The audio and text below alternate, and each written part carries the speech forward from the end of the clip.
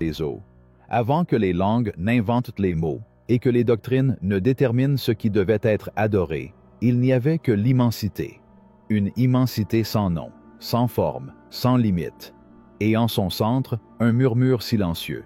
Je suis. C'était un murmure ancien, non prononcé par les lèvres ni entendu par les oreilles humaines, mais ressenti comme une vibration primordiale dans la moelle de toute la création. C'était le souffle avant le vent, l'étincelle avant le feu, la graine avant la terre. Je suis.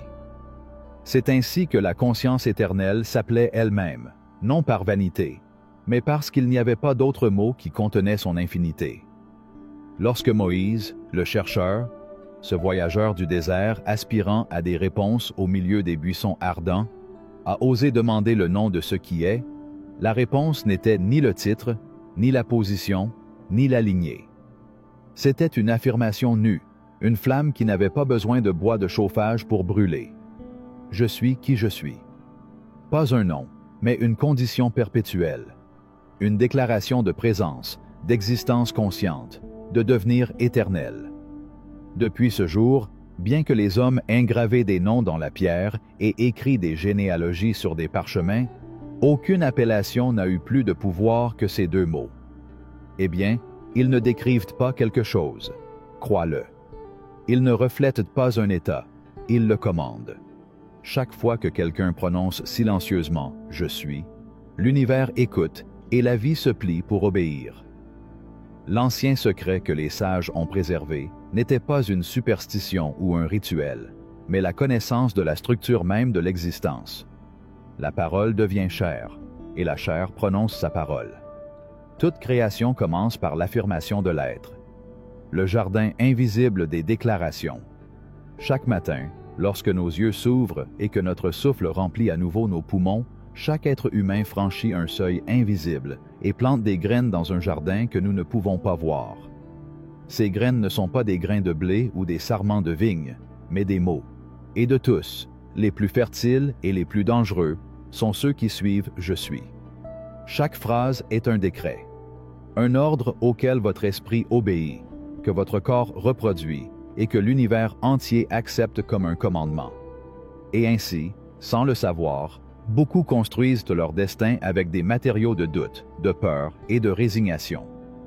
Si quelqu'un dit que je suis fragile, votre esprit cherchera à le confirmer, votre environnement s'ajustera pour le corroborer, et votre esprit se recroquevillera dans l'ombre de ce mot. Il ne s'agit pas de poésie creuse ni d'optimisme naïf. C'est la loi. Tout comme un pépin de pomme ne produira pas de grenade, une affirmation de faiblesse ne peut pas produire de force. Le sol fertile de la conscience reçoit sans jugement ce qui lui est offert. Vous êtes jardinier et roi, semeur et moissonneur de votre destinée. Depuis la nuit des temps, les sages ont enseigné que connaître le vrai nom de quelque chose, c'était avoir du pouvoir sur lui. Mais le plus grand de tous les noms est celui que vous répétez sans vous en rendre compte. Je suis. Il ne s'agit pas des étiquettes que les autres vous imposent, fils, mari, voyageur, enseignant, mais de ce que vous proclamez de vous-même, dans l'intimité de votre cœur. C'est la voix qui façonne l'argile de votre existence. Et voici le miracle et le piège. Tout ce que vous suivez à partir de ces deux mots devient la loupe à travers laquelle vous percevez le monde. Si vous dites que vous êtes malheureux, la vie vous montrera 1000 raisons pour le confirmer. Si vous proclamez que j'ai de la chance, l'existence elle-même deviendra un festival d'opportunités. Les anciens savaient que la parole crée, et c'est pourquoi ils protégeaient leurs déclarations comme quelqu'un qui garde un joyau sacré. Car l'insouciance est suivie du malheur, et le verbe intentionnel, du miracle. Même la science moderne, avec ses diagrammes, ses microscopes et ses laboratoires, a commencé à deviner ce que les anciens chamans murmuraient dans les grottes. L'esprit humain, avec sa danse électrique, cherche à confirmer ce qu'il croit. Il dit « Je suis faible », et les sens deviennent les gardiens de cette vérité. Cela se transforme en « Je suis capable », et les mêmes sens commencent à indiquer des chemins jusque-là cachés. Le cerveau agit comme un serviteur fidèle, passant au crible des millions de stimuli pour trouver des preuves de ce que vous affirmez. Je suis pauvre. vous trouverez 1000 preuves de manque. Je suis abondant. Soudain, les routes s'ouvrent comme des fleurs au printemps. Ce n'est pas de la magie, c'est l'architecture de la conscience. La plupart des gens passent leur vie à signer des contrats invisibles, des accords tacites avec le malheur, sans lire les clauses de leur langue. Ils déclarent que je suis en retard, que je suis maladroit, que je suis incapable, et l'existence, comme un scribe fidèle, note et accomplit. Mais il suffit d'un moment de conscience, d'un moment de lucidité, pour rompre ces pactes et en écrire de nouveaux. Parce que chaque mot est une brique dans la maison où vous vivrez demain. Arrêt. Observez. Que proclamez-vous sans le savoir? Quelle réalité construisez-vous en répétant votre « je suis » ? N'héritez pas des paroles de votre passé. Prononcez ceux qui forgent votre avenir. Ce voyage qui commence maintenant n'est pas simplement un processus d'apprentissage intellectuel, mais un retour au centre de votre propre être. C'est une initiation ancienne déguisée en modernité. Un rappel que vous êtes auteur et personnage, pinceau et toile, mots et écho. Prenez une grande inspiration. Et j'ai dit d'une voix ferme, sans peur ni arrogance. Je suis une conscience éveillée. Je suis l'auteur de mon destin. Je suis ce que je décide d'être. Et l'univers, toujours attentif, répondra silencieusement. Ainsi soit-il. Avant de continuer la vidéo, si vous voulez I am who I am, le pouvoir du je suis, je vous recommande de regarder le premier lien dans la description. Chapitre 1. Le nom avant les noms. Avant que la terre ne connaisse des noms, avant que les étoiles ne soient comptées et que les hommes n'aient tissé des doctrines pour tenter de contenir l'incontrôlable, il existait une seule certitude flottant dans l'immense vide, l'être. Il n'y avait pas de mots qui pouvaient le saisir, ni de langage qui osait le nommer, car ce qui est simplement est sans forme et sans limite. Au cœur de ce mystère se cachait une vibration silencieuse, une déclaration sans verbe ni adjectif, une présence pure qui murmurait dans l'obscurité de l'éternité. Je suis.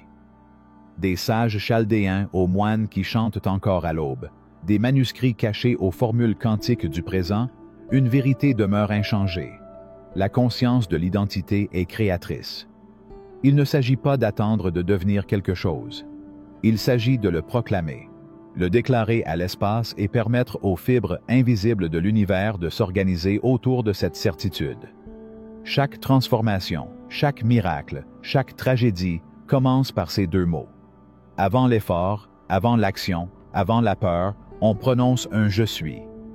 Et c'est à ce moment-là que le fil de la réalité commence à se tisser, obéissant à ceux qui savent qu'ils sont les architectes de leur propre destin.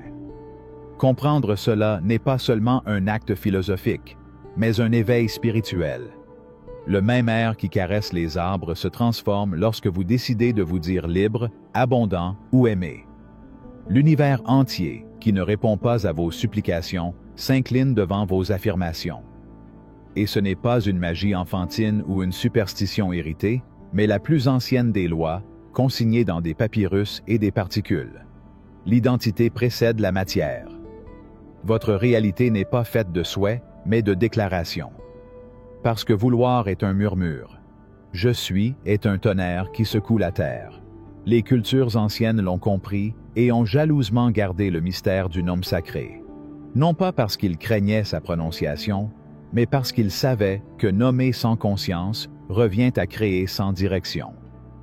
Chaque fois que vous dites « je suis », que vous le fassiez par réticence ou par euphorie, vous façonnez l'argile de votre existence.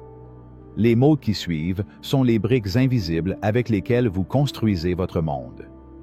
Même aujourd'hui, la science de l'invisible, que certains appellent neuroscience et d'autres champs quantiques, commence à découvrir ce que les anciens avaient déjà pressenti. Votre perception sélectionne la réalité que vous expérimentez. Le filtre à travers lequel vous voyez votre vie est façonné par les idées que vous avez sur vous-même. Si vous décidez de vous dire que vous n'avez pas de chance, votre esprit suivra l'épreuve, votre environnement sera façonné, et vos journées seront colorées par cette affirmation. Si vous décidez de déclarer que je suis digne, petit à petit, Les portes qui semblaient scellées commenceront à céder. C'est une initiation, un appel au voyageur intérieur que vous avez oublié d'être. Une invitation à transformer chaque mot en rituel, chaque pensée en cérémonie sacrée. Parce que si vous ne vous donnez pas de nom, d'autres le feront à votre place et vous entraîneront à vivre sous des noms que vous n'avez pas choisis. Aujourd'hui, je vous demande d'inspirer, de fermer les yeux et de parler avec la voix intérieure qui transcende la chair. Je suis. Sans rien ajouter pour l'instant. Sans le décorer. Juste ça. Je suis. Restez dans ce silence. Découvrez comment tout ce qui vous entoure, le bruit de la ville, le chant lointain d'un oiseau, le souvenir d'un vieil amour, s'organise autour de cette déclaration. Parce qu'en le disant, vous n'affirmez pas seulement ce que vous êtes. Vous affirmez votre droit d'être. Vous retrouvez votre pouvoir de vous nommer. À la fin de cette journée, vous ne prononcerez plus ces mots avec insouciance. Chaque fois que vous déclarez un « je suis », vous le ferez comme quelqu'un qui grave un symbole dans la roche, sachant que chaque affirmation est une clé et chaque négation, une chaîne. Et vous comprendrez que le « je suis » n'est pas une description passagère, mais un ordre à l'univers, une danse sacrée entre le mot et la matière. Chapitre 2. La loi du décret. Ce que vous nommez existe.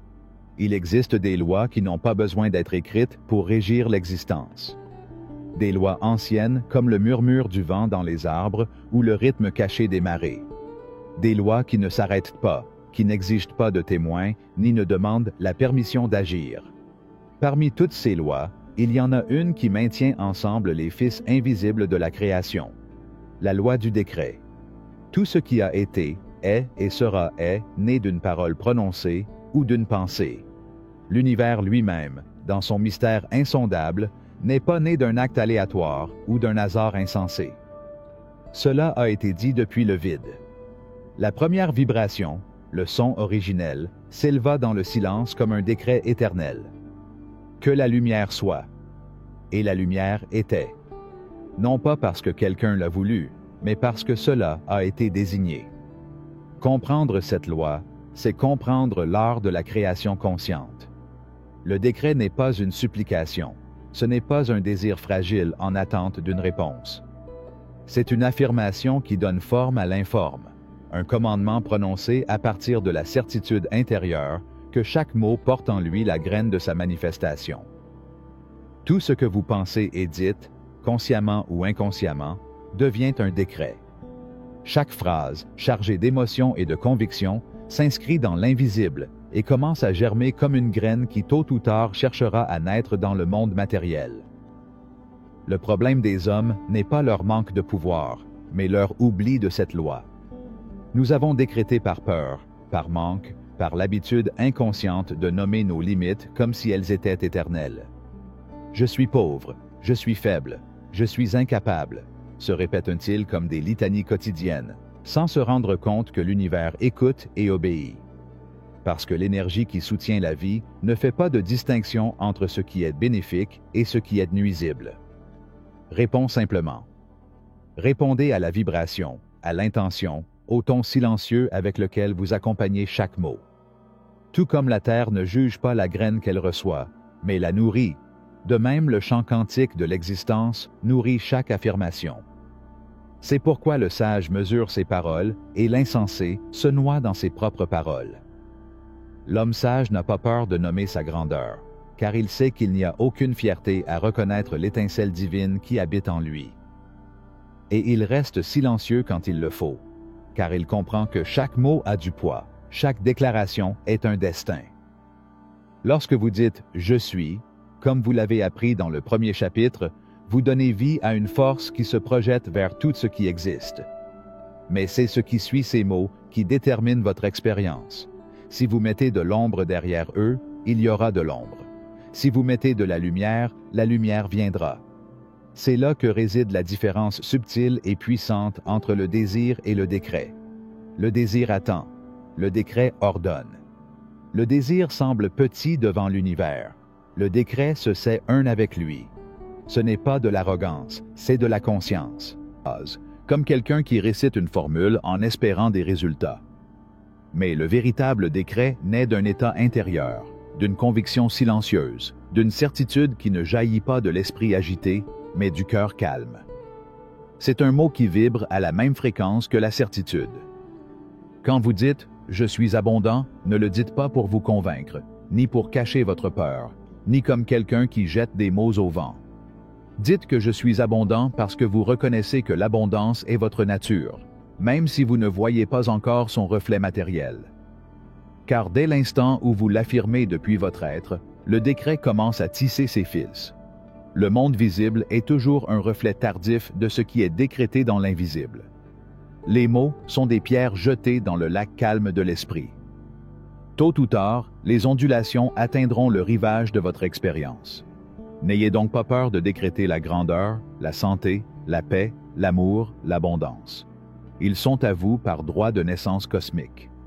Et plus encore, ne décrète jamais ta misère, ta faiblesse ou ton impuissance, car chaque déclaration faite avec émotion est une loi pour toi.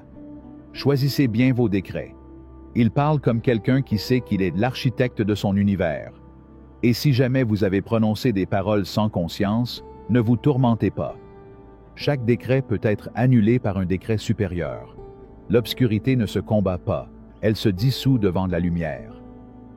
Chaque matin, avant que le monde n'envahisse vos sens, asseyez-vous en silence et dites, non pas avec hâte, mais comme on réveille sa propre éternité. Je suis la vie éternelle. Je suis en parfaite santé. Je suis l'abondance illimitée. Je suis la paix qui transcende toute compréhension. Et ne le dites pas pour obtenir un effet immédiat. Faites-le pour vous rappeler qui vous êtes, pour vous aligner sur l'ordre supérieur, pour établir votre place dans le concert éternel de ce qui est. La loi du décret est loi, parce qu'elle n'admet pas d'exception. Ça marche toujours. La question est de savoir si vous décrétez à partir de la conscience ou de l'inconscience, par certitude ou par peur, de la création ou de la répétition automatique. Le mot est sacré, et vous, le porteur de ce don, avez le privilège et la responsabilité de nommer votre monde. Faites-le avec amour, avec sagesse, avec respect pour le pouvoir qui réside dans chaque syllabe qui jaillit de vous. Parce que tout ce que vous nommez existe. Chapitre 3. La vibration de la pensée. La cause première. Avant que la parole ne se transforme en son, avant même que le décret ne se revête de verbe, il y a un instant sacré où tout naît. La pensée. Invisible, silencieux, éthéré, mais plus réel que la pierre et l'acier. Car tout ce qui est visible n'est rien d'autre qu'un écho de ce qui, à un moment donné, a d'abord vibré dans l'invisible. La pensée est la graine primordiale. C'est la cause première, la racine du mot, la matrice de l'émotion et la graine de l'action. Aucun événement n'a jamais eu lieu sans avoir d'abord été conçu dans cet espace invisible où l'âme dialogue avec l'Éternel. L'univers entier est un esprit en mouvement. Une grande conscience qui pense et, en pensant, crée. Et à l'intérieur de cette conscience se déplace votre propre esprit, non pas comme une entité séparée, mais comme une extension de cette source unique. Ce que vous pensez ne se dissout pas dans le néant. Il vibre, respire, adhère au courant subtil de l'éther et cherche son reflet. Chaque pensée porte en elle une fréquence, une vibration qui résonne avec d'autres de son espèce. Les pensées d'abondance attirent les courants de prospérité, ceux de l'amour, courants de tendresse et de plénitude, celles de la peur, vagues d'ombre qui adhèrent aux pores invisibles de l'âme. Il n'existe pas de pensée neutre. Chacune est une cause en mouvement. Chaque idée lancée dans l'espace mental trouve sa correspondance, parce que l'univers n'est pas arbitraire, mais un réseau parfait de correspondances vibratoires. Quand vous pensez, vous émettez. Quand tu penses, tu appelles. Lorsque vous pensez, vous vous alignez sur ce qui correspond à votre fréquence. Ce n'est pas le hasard qui décide de votre destin, mais les vibrations que, consciemment ou inconsciemment, vous avez soutenues dans le sanctuaire secret de votre esprit. Garde un jardin sacré. Il ne permet pas aux mauvaises herbes de la peur ou du désespoir de prendre racine. Non pas parce qu'il est immunisé contre eux, mais parce qu'il a appris à les reconnaître et à les désactiver avant qu'ils ne deviennent plus forts. La pensée est créatrice parce qu'elle est vibration. Et la vibration est une loi. Tout ce qui vibre cherche à se manifester. Chaque pensée soutenue trouve un canal par lequel elle se précipite dans l'existence. Par conséquent, quiconque nourrit des pensées de pénurie, peu importe à quel point il aspire à la richesse, attirera toujours des circonstances de pénurie. Parce que c'est la vibration intime qui détermine la forme. Chaque matin, l'univers se dévoile comme une page blanche, et chacune de vos pensées dessine en elle les contours de ce qui sera. Même si l'on ne voit pas de résultats immédiats, même si le visible semble résister, la vibration travaille sur des plans invisibles, tissant des causes qui, tôt ou tard, se précipitent dans la matière. L'erreur a été de supposer qu'il suffit de penser sporadiquement à ce qui est désiré. Mais le véritable art consiste à soutenir, à persister, à habiter l'état d'esprit de ce que l'on désire expérimenter, avant même d'en voir le reflet. Parce que dans le monde métaphysique, vous ne recevez pas ce que vous voulez, mais ce que vous êtes capable de vibrer constamment. La pensée est un courant, et vous pouvez choisir sur lequel vous voulez naviguer. Il y a des pensées qui élèvent, qui clarifient, qui renouvellent. Et il y a des pensées qui affaiblissent, qui linent, qui obscurcissent. Les deux sont disponibles, comme des rivières qui attendent d'être explorées. Mais c'est la conscience éveillée qui choisit la voie à suivre. Il ne s'agit pas de réprimer les pensées sombres, mais de les transcender. Les reconnaître sans les nourrir, les observer sans s'identifier à eux, les laisser passer, comme des nuages traversant un ciel resté intact. Et de même qu'on choisit une parole sage avant de parler, on choisit une pensée pure avant de la laisser demeurer trop longtemps dans sa demeure intérieure. Parce que chaque pensée nourrie devient un mot. Chaque mot devient un décret. Chaque décret devient destin. La pensée est une énergie vivante. Il adhère aux formes, imprègne les espaces et s'entremêle avec d'autres vibrations similaires. C'est comme une graine jetée au vent, dont le sort dépend du sol où elle tombe et du soin avec lequel elle est cultivée. Par conséquent, quiconque souhaite transformer son existence doit commencer non pas par des actions extérieures, mais par des courants intérieurs. Pour les pensées que vous entretenez lorsque vous vous réveillez, pour celles que vous bercez lorsque vous dormez, pour celles que vous nourrissez en silence pendant que la vie quotidienne se déroule. Le véritable travail spirituel ne réside pas dans les rituels ou les paroles prononcées à voix haute, mais dans les pensées que vous choisissez d'habiter. Tout comme un musicien accorde son instrument avant de jouer, vous accordez vos pensées avant de décréter. Car il ne sert à rien de proclamer l'abondance si au fond on pense au manque. Aucune affirmation ne prévaut sur une pensée contraire plus forte. L'alignement est total, ou il ne l'est pas. Pensez alors à ce que vous désirez voir se manifester. Pensez à la santé, à la beauté, à l'équilibre et à l'épanouissement. Non pas comme quelqu'un qui fantasme, mais comme quelqu'un qui se souvient d'une vérité oubliée. Non pas pour vous tromper, mais pour rétablir l'ordre naturel des choses. Chaque pensée élevée transforme non seulement votre existence personnelle, mais contribue également à élever la vibration de l'ensemble. Car dans ce vaste tissu invisible, chaque pensée se joint à d'autres pensées similaires, et ensemble elles forment l'atmosphère psychique de l'humanité. Ne sous-estimez jamais le pouvoir d'une pensée pure, d'une idée lumineuse, d'une vibration d'amour soutenue au milieu de la tempête. Parce que ce sont ces pensées qui maintiennent la lumière vivante lorsque le monde semble s'assombrir. Chaque instant est un choix, chaque pensée une opportunité de créer. Et l'univers, qui ne dort jamais, attend. Chapitre 4. Le pouvoir caché du mot. La deuxième cause. Après la pensée vient la parole. Non pas comme un simple son articulé, mais comme un acte sacré. Depuis les temps anciens, les sages ont compris que les mots ne sont pas simplement des véhicules d'expression, mais plutôt une force vivante qui façonne l'océan invisible de l'existence, courant subtil de l'éther. Ce qui est dit ne disparaît pas.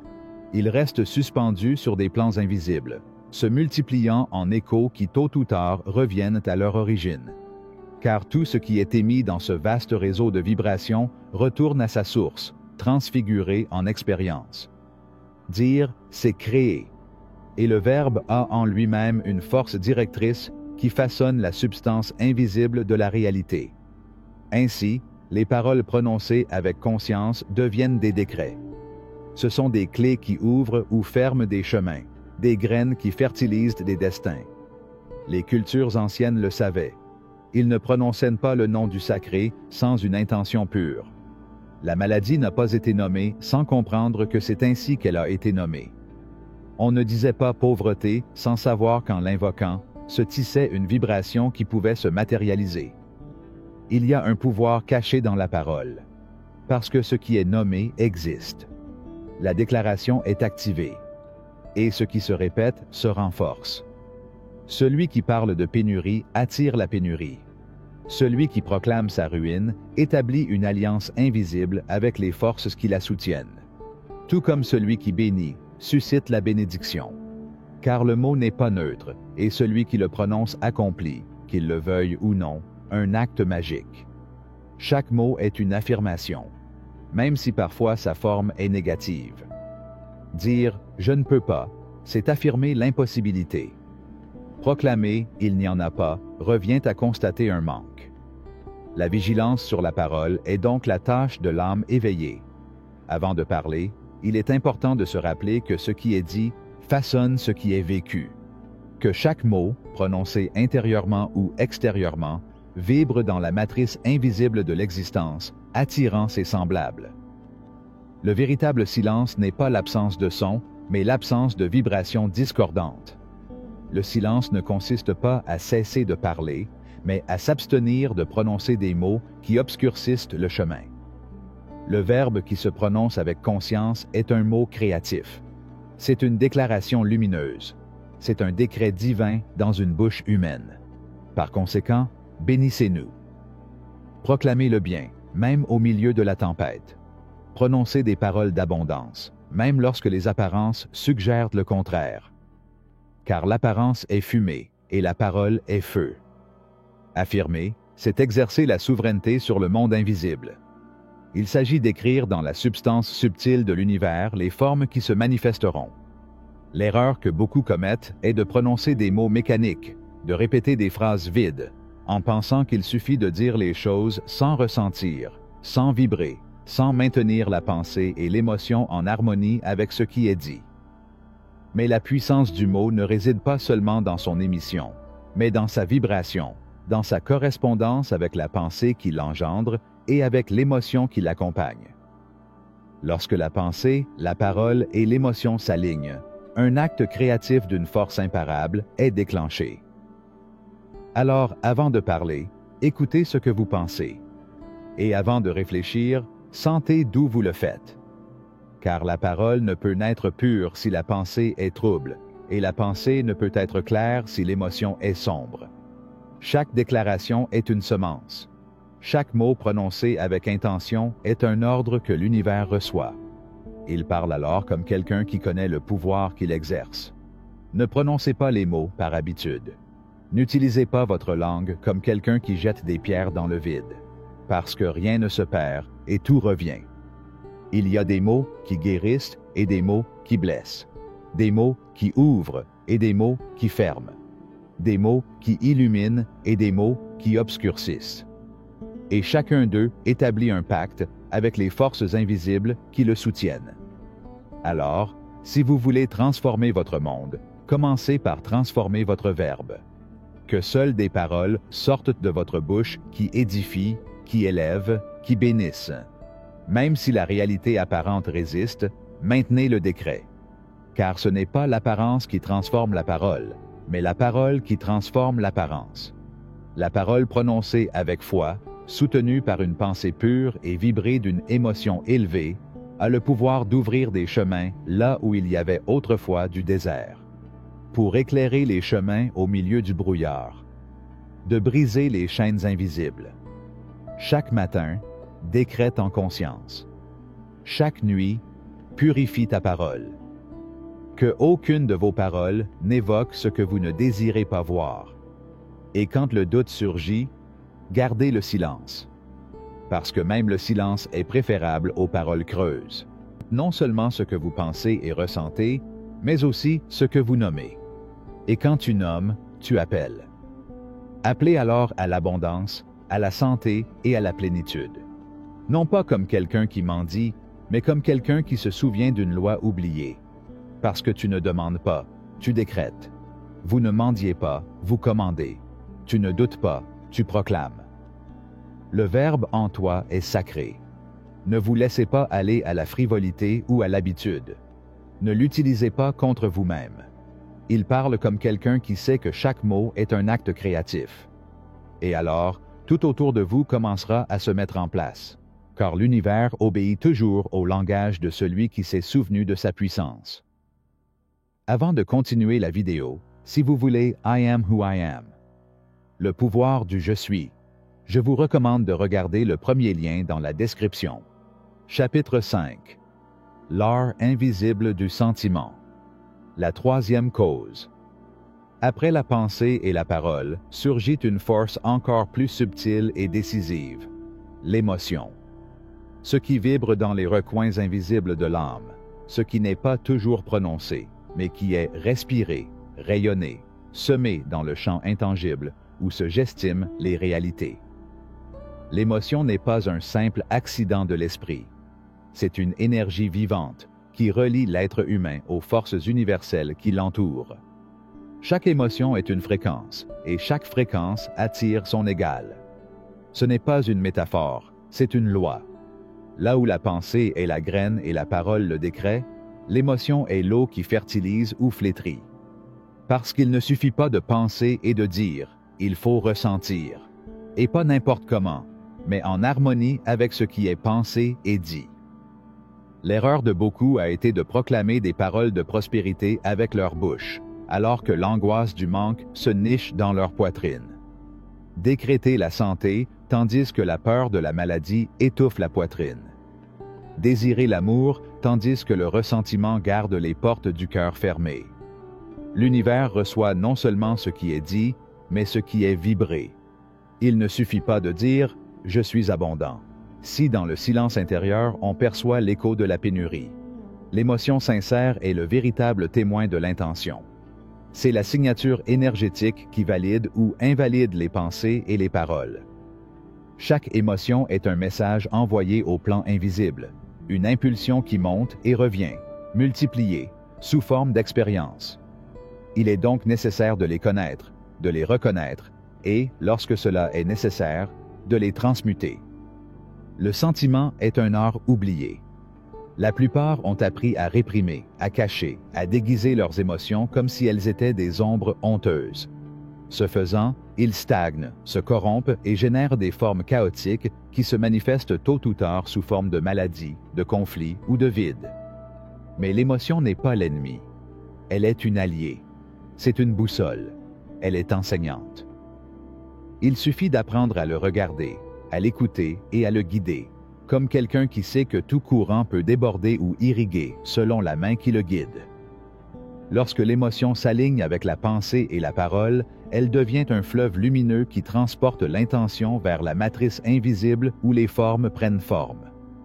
C'est alors que le décret devient invincible, lorsque la pensée devient matière et la parole devient réalité. Il ne suffit donc pas de souhaiter. Il faut sentir le souhait exaucé. Il ne suffit pas d'affirmer. Il faut s'enthousiasmer avec la certitude que c'est déjà le cas. Il ne suffit pas d'imaginer. Vous devez vibrer à la fréquence de ce que vous invoquez.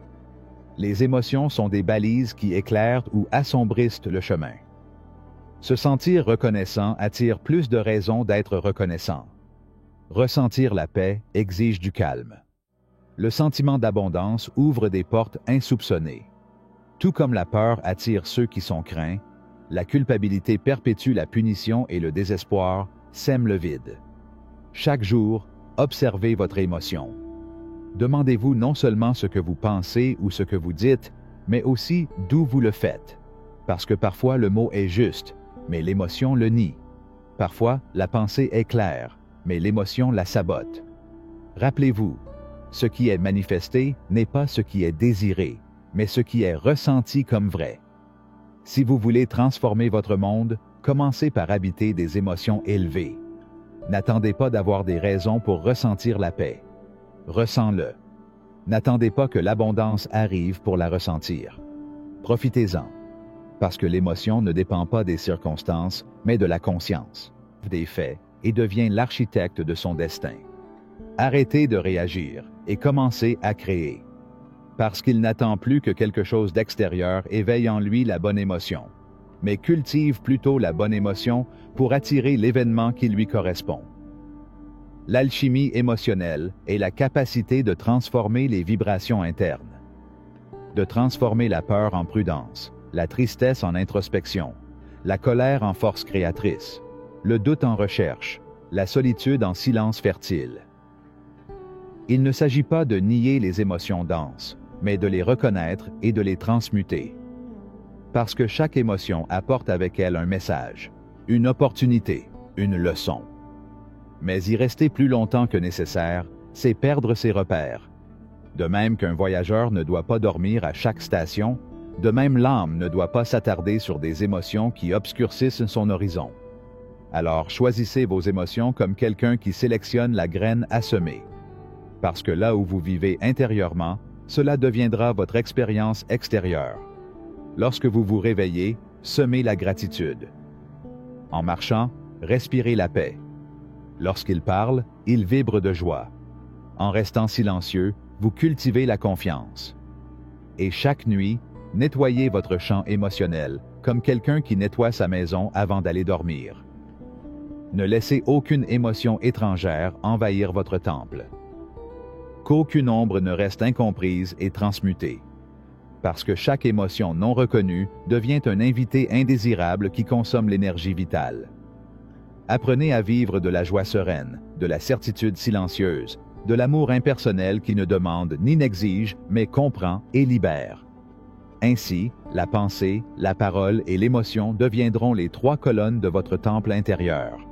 Et à partir de là, tout ce qui sera créé portera votre signature lumineuse, car vous vous serez rappelé que le véritable pouvoir ne réside pas dans les choses, mais dans l'art invisible de ressentir. Chapitre 6. L'action comme pont invisible. Derrière la pensée qui germe dans le silence, la parole qui résonne dans l'air et l'émotion qui vibre au centre de la poitrine, se cache une cause qui donne forme au désir invisible, l'action. Non pas comme un simple mouvement physique, mais comme un acte sacré qui traduit l'invisible en visible, l'immatériel en matière. Agir, ce n'est pas seulement faire. C'est un geste conscient, un mouvement qui porte en lui l'intention, la parole prononcée et l'émotion ressentie. C'est l'offrande que l'âme fait à la vie, pour que ce qui bat en elle se reflète dans la forme. L'erreur du chercheur est de croire qu'il suffit de penser, d'affirmer, de ressentir. Que la manifestation se consomme sur les plans subtils, oubliant que la terre exige son tribut, que le monde visible exige la cohérence d'un acte. Car sans action, toute pensée s'évanouit comme de la fumée.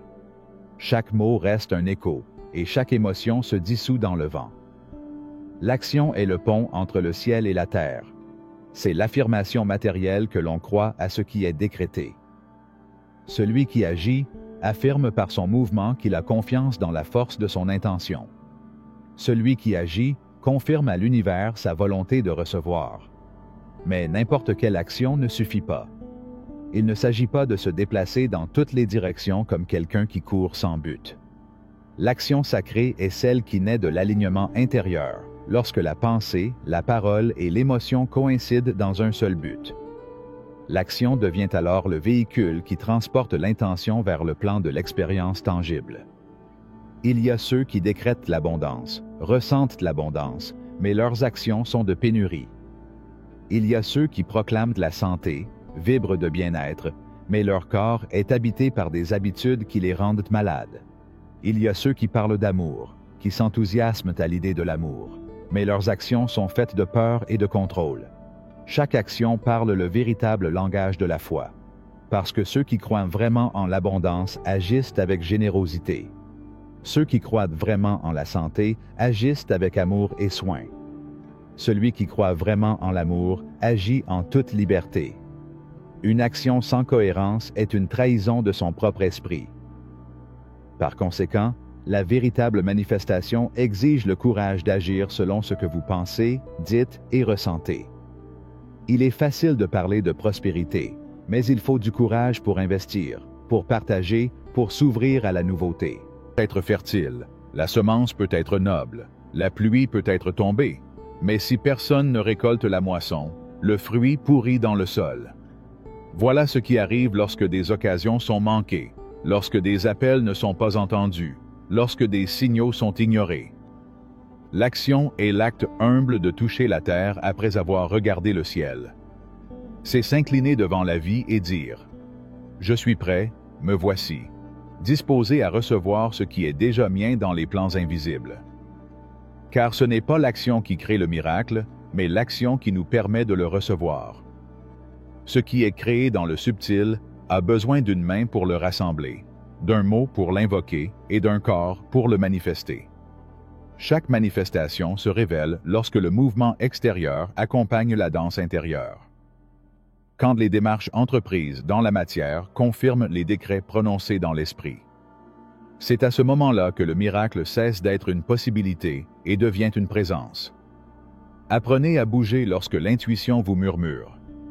Franchir le pas quand la certitude émerge. Agir par amour et non par peur. Parce que ceux qui agissent par peur ne font que construire des murs. Celui qui agit à partir d'un manque ne sème que le vide. L'action sacrée est celle qui n'attend pas d'approbation ou de garantie, car elle fait confiance à l'invisible qui a déjà répondu. C'est le geste courageux du sémur qui enterre la graine sans savoir à quoi ressemblera la récolte, mais avec la certitude qu'elle viendra. Chaque jour, demandez-vous: mes actions parlent-elles le langage de mon intention? Est-ce que ce que je fais honore ce que je pense, ce que je dis et ce que je ressens? Parce que le déséquilibre survient lorsque les mots et les émotions disent une chose et que les actions en manifestent une autre. Et si vous découvrez cette incohérence, ne vous condamnez pas, ajustez-la simplement. Corrigez l'adresse, reconnaître la cause, et rappelez-vous qu'aucun décret, aucune émotion, aussi élevée soit-elle, ne peut compenser l'absence d'action juste. L'action, lorsqu'elle est cohérente, est une prière silencieuse. C'est une affirmation vivante. C'est un décret en mouvement. C'est une gratitude d'avance. C'est la foi revêtue d'un corps. N'attendez pas que les conditions soient parfaites pour bouger. Parce que l'univers répond aux gestes courageux, pas à l'attente éternelle. Sans aucun doute déguisé en prudence. Bougez d'où vous êtes, avec ce que vous avez. Faites le pas qui vous correspond, sans exiger de connaître le suivant. Ainsi, l'action devient un rituel sacré, une affirmation tangible de l'abondance, de l'amour, de la santé et de la paix qui habitent déjà en vous. Et à chaque geste, si petit soit-il, vous ouvrez des chemins invisibles, réveillez des forces endormies et vous placez sur la fréquence de ce qui est déjà vôtre de droit de conscience. Que chaque action que vous entreprenez soit le reflet de vos pensées les plus élevées, de vos paroles les plus lumineuses et de vos émotions les plus pures. Alors, la manifestation sera inévitable, car vous aurez compris que le véritable pouvoir n'est pas dans les idées, mais dans leur incarnation. Car penser, parler et sentir sont le berceau du miracle, mais agir, c'est en ouvrir la porte. Chapitre 7. La foi qui soutient l'invisible. Il arrive un moment, dans tout processus de manifestation, où la raison se tait et la certitude devient silence. Un moment où la logique ne parvient pas à expliquer ce que le cœur sait. C'est là que naît la foi. Non pas comme une croyance imposée, ou comme une consolation pour ceux qui ont peur, mais comme la certitude absolue que l'invisible précède le visible, que le monde intérieur crée le monde extérieur, et que ce qui n'est pas vu est, en fait, plus réel que tout ce qui est tangible. La foi n'est pas l'espérance, car celui qui espère doute encore. La foi est une possession anticipée. C'est marcher comme si cela existait déjà, sentir comme si cela vivait déjà en vous, rendre grâce comme si la vie vous l'avait déjà accordé. C'est le calme intérieur qui ne négocie pas avec les apparences, qui n'est pas perturbé par le retard, qui ne cède pas au bruit du contraire. Et pourtant, combien de fois le chercheur se perd-il dans les miroirs du monde, laissant l'apparence de la pénurie lui voler la certitude de son abondance, laissant l'absence de signes lui faire oublier la graine déjà semée. Parce que la manifestation n'est pas toujours immédiate, et l'esprit impatient exige des preuves. Mais quiconque a compris l'art de créer avec l'esprit sait que le retard apparent n'est qu'un intervalle dans le temps linéaire, et que le décret a déjà été accordé à l'instant même où il a pris naissance sur le plan invisible. Le vent souffle contre elle. Il s'agit de maintenir la vision intacte même lorsque tout semble s'assombrir. C'est regarder le terrain vague et voir le jardin en fleurs. C'est écouter le silence et entendre la symphonie qui n'a pas encore été composée. Il y a une foi qui s'exprime avec les lèvres et une autre qui est gravée dans l'esprit. Le premier fluctue selon les circonstances. Le deuxième reste inchangé. C'est ce qui soutient l'âme dans la nuit noire et ce qui permet aux voyageurs de sourire lorsque l'horizon semble lointain. Sans la foi, tout décret est affaibli. Parce que le doute est un poison subtil qui érode les fondements du désir. Une seule fissure dans la certitude suffit à retarder la manifestation, car l'univers ne répond pas à la parole prononcée, mais à la conviction ressentie. La vraie foi n'a pas besoin de signes. Cela ne nécessite pas de démonstration. Sa certitude ne repose pas sur des preuves. C'est savoir sans preuve, voir sans yeux, entendre sans oreille, toucher sans main. C'est la confiance de la graine qui, enfouie dans l'obscurité, sait qu'elle germera sans avoir besoin de voir le soleil. La foi n'est pas passive. Ce n'est pas une résignation. C'est un état actif de l'âme, une vibration qui reste ferme même au milieu du chaos. Car celui qui a bu à sa certitude intérieure peut marcher sur des eaux troubles sans couler. Vous pouvez maintenir votre vision sans fatigue, sachant que le temps n'est pas un obstacle à l'Éternel. Chaque miracle est construit sur la foi. Peu importe la noblesse de la pensée, la hauteur de la parole, l'intensité de l'émotion, la justesse de l'action. Si la foi manque, la chaîne se brise. Parce que la foi est le mortier qui unit les plans, le fil invisible qui coude les mondes ensemble, le pont qui permet à l'esprit de traverser la matière. Ce n'est pas une foi aveugle, comme on l'a dit. C'est une foi lucide, née de la reconnaissance des lois universelles. Celui qui comprend que tout effet a une cause, que chaque décret engendre une réponse, que chaque pensée crée une forme, n'a plus besoin de preuves extérieures. Il sait que la manifestation est loi, et que le décret fait en harmonie avec elle est irréversible. Quand la foi habite en vous, tout prend un ton différent. L'attente devient sereine, l'adversité se transforme en apprentissage, et le manque apparent se révèle comme une transition nécessaire. Il n'y a plus aucune peur de perdre, car nous savons que rien de vrai ne peut nous échapper. Il n'y a plus de souffrance liée au retard, car nous comprenons que tout arrive en son temps. La foi est un pacte silencieux avec l'Éternel. C'est la certitude que l'univers conspire en faveur de ceux qui marchent en cohérence avec leur but. C'est faire confiance même lorsque l'esprit ne comprend pas, lorsque le monde semble différent, lorsque tout semble s'évanouir. Et c'est là, à ce moment où tout semble s'effondrer, que la foi se révèle dans sa force maximale. Car lorsque rien ne reste que la certitude intérieure, l'âme devient son propre temple. Et puis le miracle se produit. Non pas parce que les circonstances changent, mais parce que la vibration de l'esprit a changé, et avec elle, toute la réalité s'effondre. La foi est la clé finale. C'est la voix qui, même dans la nuit la plus longue, murmure. Continue de marcher. C'est le phare intérieur qui ne s'éteint jamais. La foi ne crie pas, ne demande pas, ne mendie pas. Il le sait tout simplement. Ainsi, celui qui désire se manifester ne peut ignorer cette dernière cause. Vous devez nourrir votre foi comme une flamme fragile, jusqu'à ce qu'elle devienne un feu de joie inextinguible. Et chaque jour, lorsque vous vous réveillez, avant de dire un mot, vous devez vous rappeler que ce que vous croyez est ce que vous créez, et que tout le reste n'est qu'une illusion passagère. Parce qu'à la fin de chaque processus, à la racine de chaque miracle, il y a une foi qui le soutient. Chapitre 8. L'action qui transcende la forme. L'univers répond à ceux qui agissent avec la certitude de ce qui est déjà, et non à ceux qui recherchent ce qu'ils ne possèdent pas encore. L'action n'est pas la tentative d'atteindre ce qui est désiré, mais l'expression de l'identité déjà atteinte. Dans chaque mouvement, la vie se révèle non pas comme une recherche, mais comme une création. L'action est le langage de l'être. C'est l'écho de l'affirmation « je suis » dans le monde physique.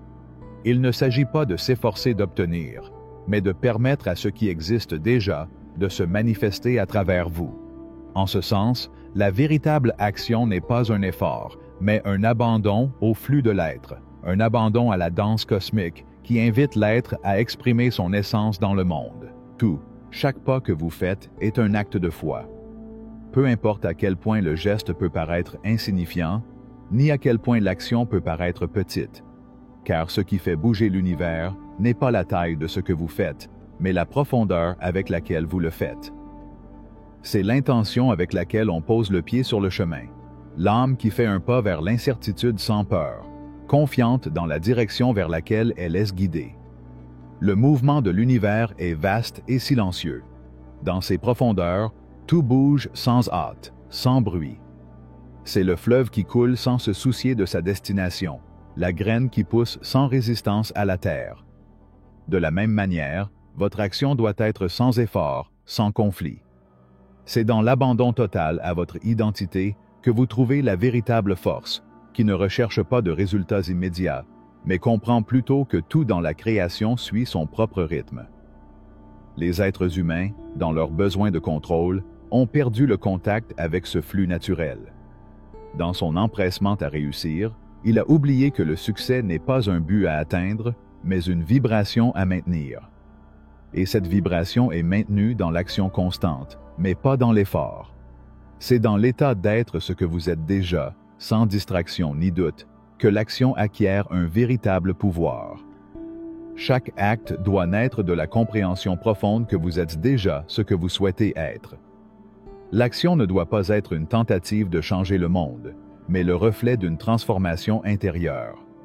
Celui qui se croit rare agira par manque, et celui qui se croit complet agira par abondance. Ce que vous faites est une manifestation de qui vous êtes, pas un effort pour l'être. Parfois, la route est sombre et les panneaux semblent flous. Mais chaque pas fait dans la foi et la confiance révèle, petit à petit, l'étape suivante. L'action, lorsqu'elle est prise à partir de la vérité intérieure, ne se mesure pas à ses résultats immédiats, mais à la pureté de l'intention avec laquelle elle est exécutée. Et c'est cette pureté qui résonne dans tout l'univers, créant une réponse toujours en phase avec votre vibration intérieure. Il est essentiel de comprendre que l'action n'est pas séparée de l'être. La forme n'est pas une lutte pour devenir quelque chose, mais une conséquence naturelle de qui vous êtes. La forme se transforme lorsque l'action est guidée par l'esprit.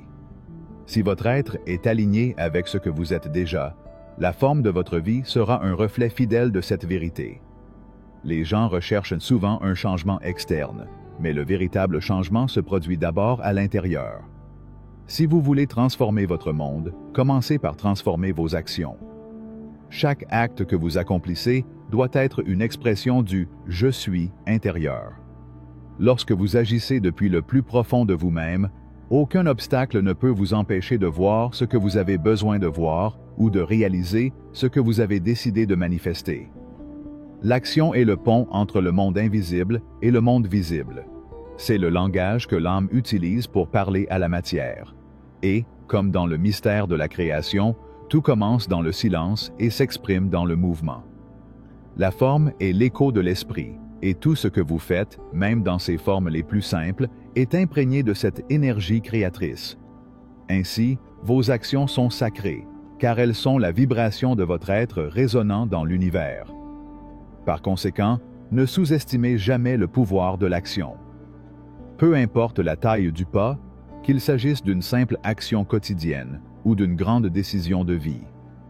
Si cela vient du bon endroit, si cela surgit du plus profond « je suis », son pouvoir est infini. La clé est d'agir sans peur, sans le doute qui arrête le flux. Et surtout, agissez sans attachement aux résultats, car lorsque l'âme est en mouvement, le destin lui-même est reconfiguré. N'oubliez pas que la vie n'attend pas de vous que vous soyez parfait pour répondre. La vie répond à ce que vous êtes maintenant, à ce que vous êtes prêt à être. Chaque action que vous entreprenez à partir de votre moi authentique est un pas vers l'accomplissement de votre destin. Parce que le destin n'est pas quelque chose qui s'accomplit, c'est quelque chose qui s'exprime. Ne cherchez pas les résultats, cherchez à être. Et en étant, le chemin s'ouvre à tout ce que vous avez toujours imaginé. Être, sans distraction, sans attente. C'est un flux continu d'énergie, une affirmation constante du pouvoir que vous possédez. Et ce faisant, vous devenez un instrument conscient de création, tenant l'univers entier entre vos mains. Chapitre 9. La foi qui façonne le monde.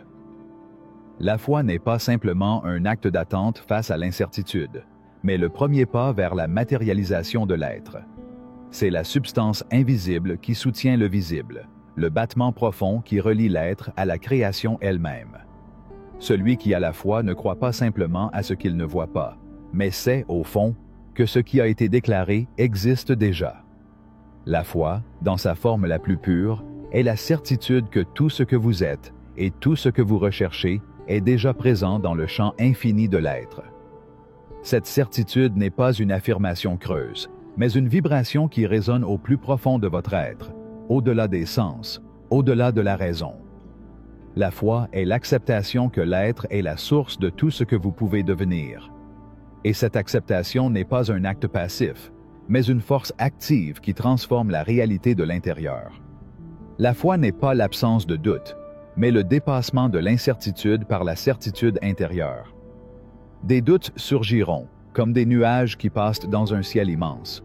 Mais ceux qui marchent dans la foi savent que ces nuages ne sont qu'une partie du paysage.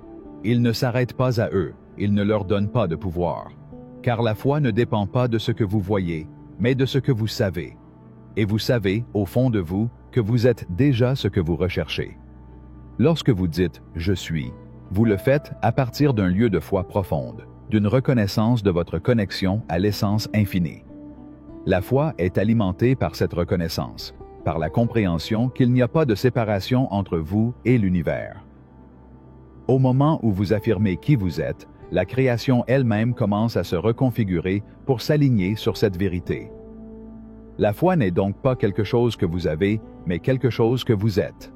Et en étant la foi, vous devenez un canal de création, un véhicule de manifestation dans le monde matériel. Mais cette foi n'est pas simplement une foi aveugle. C'est une foi qui se reflète dans vos actions, une foi qui se mesure à ce que vous faites, à la volonté avec laquelle vous vous abandonnez au flux de la vie. La vraie foi ne se limite pas à des paroles creuses, à des promesses non tenues. La foi est mise à l'épreuve dans l'acte. À chaque pas que vous faites, à chaque action que vous entreprenez, vous déclarez qui vous êtes et ce que vous êtes capable de créer.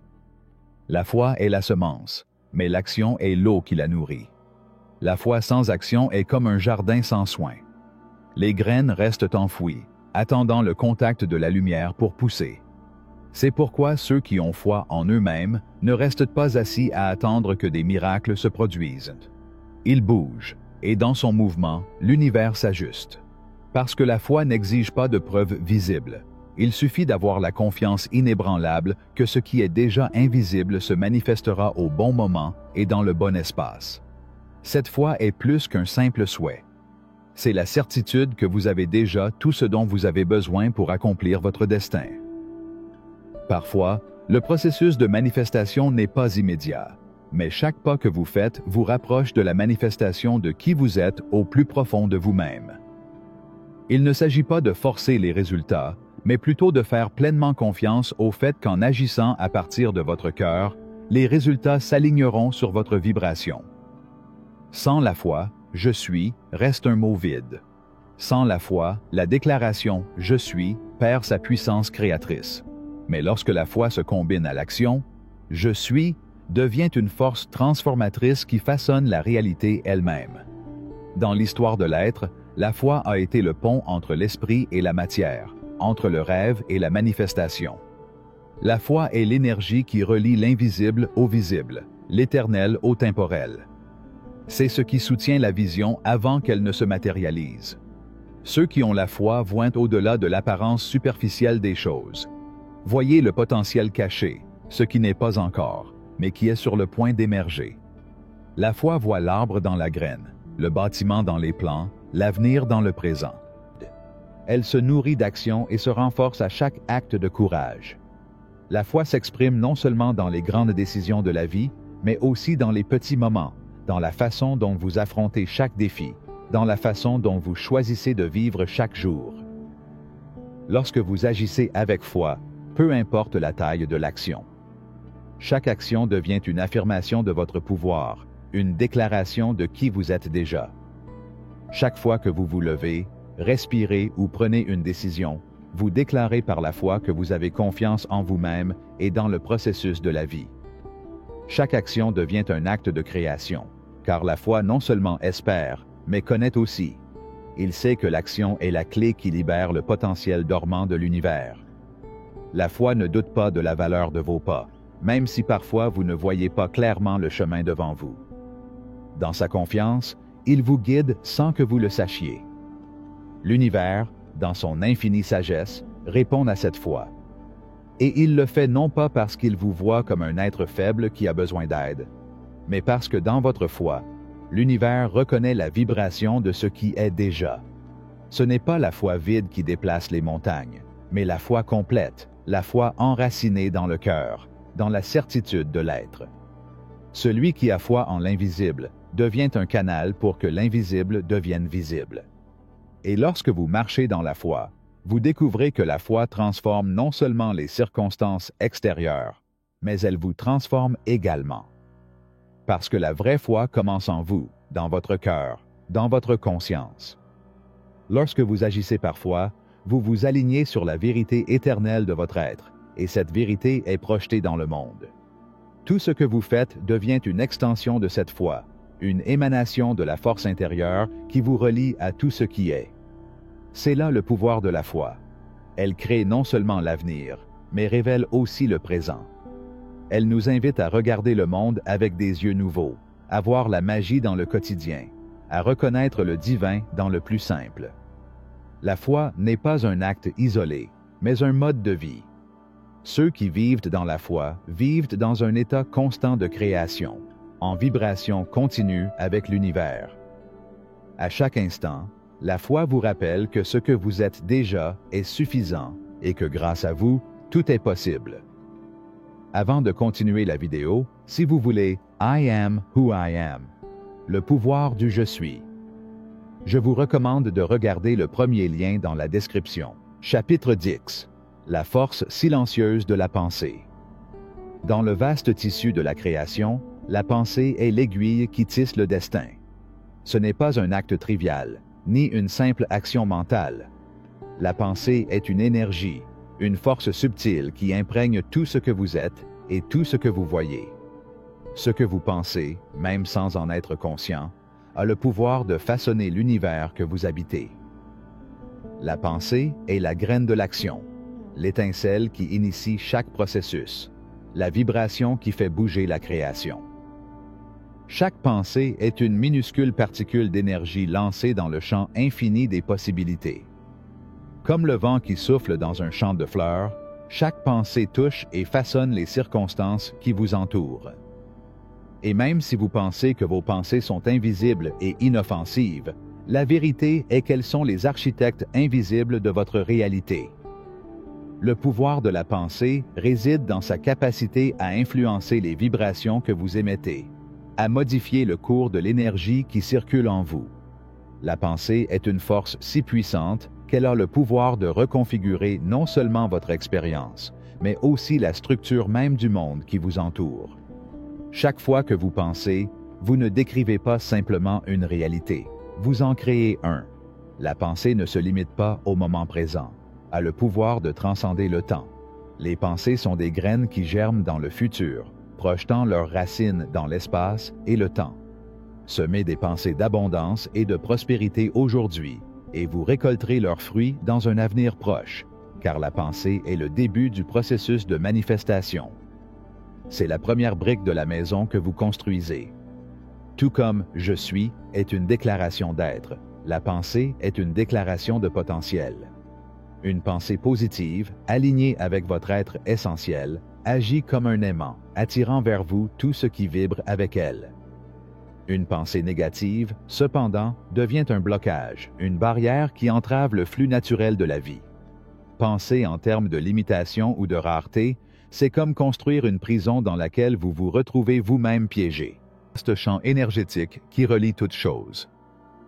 Chaque pensée que vous avez envoie des ondes dans ce champ qui répond en conséquence. Les lois de la physique quantique le confirment. Tout est énergie, et l'énergie répond aux vibrations que vous émettez. Pensez à un souhait de réussite, et toute l'énergie autour de vous se réorganise pour que ce souhait se réalise. Cependant, la pensée n'est pas quelque chose qui peut être entièrement contrôlé par la volonté. L'esprit humain est rempli de pensées erratiques, de doutes, de peurs et de jugements qui surgissent sans avertissement. Mais tout comme un jardinier prend soin de son jardin, vous pouvez également prendre soin de vos pensées. Plantez des pensées fertiles qui contribuent à votre croissance. Reconnaissez ceux qui ne vous servent pas, ceux qui vous limitent, et laissez-les se dissoudre comme le brouillard devant le soleil. L'art de l'esprit est l'art de la conscience. Il ne s'agit pas de contrôler tout ce que vous pensez, mais d'être conscient de ce qui se passe en vous. Chaque pensée est une opportunité d'affirmer qui vous êtes vraiment, de vous aligner sur votre vision la plus élevée de vous-même. Lorsque vous devenez un observateur de vos pensées, vous commencez à comprendre leur pouvoir. Vous n'êtes plus l'esclave de l'esprit, mais son maître. La pensée est aussi un outil de création collective. Grâce à la connexion entre les esprits de tous les peuples, les pensées s'entremêlent et fusionnent dans la conscience globale. Les idées que nous partageons, les croyances que nous entretenons, les émotions que nous ressentons, tout cela se transmet d'un esprit à un autre. Cette force collective a le pouvoir de créer de grands mouvements, à la fois vers la lumière et vers l'obscurité. Et c'est dans notre capacité à penser clairement et consciemment que réside le pouvoir de changer non seulement nos vies, mais le monde entier. Chaque pensée a un but qui dépasse l'esprit individuel. Les pensées se connectent aux pensées des autres et, ensemble, elles créent une réalité partagée.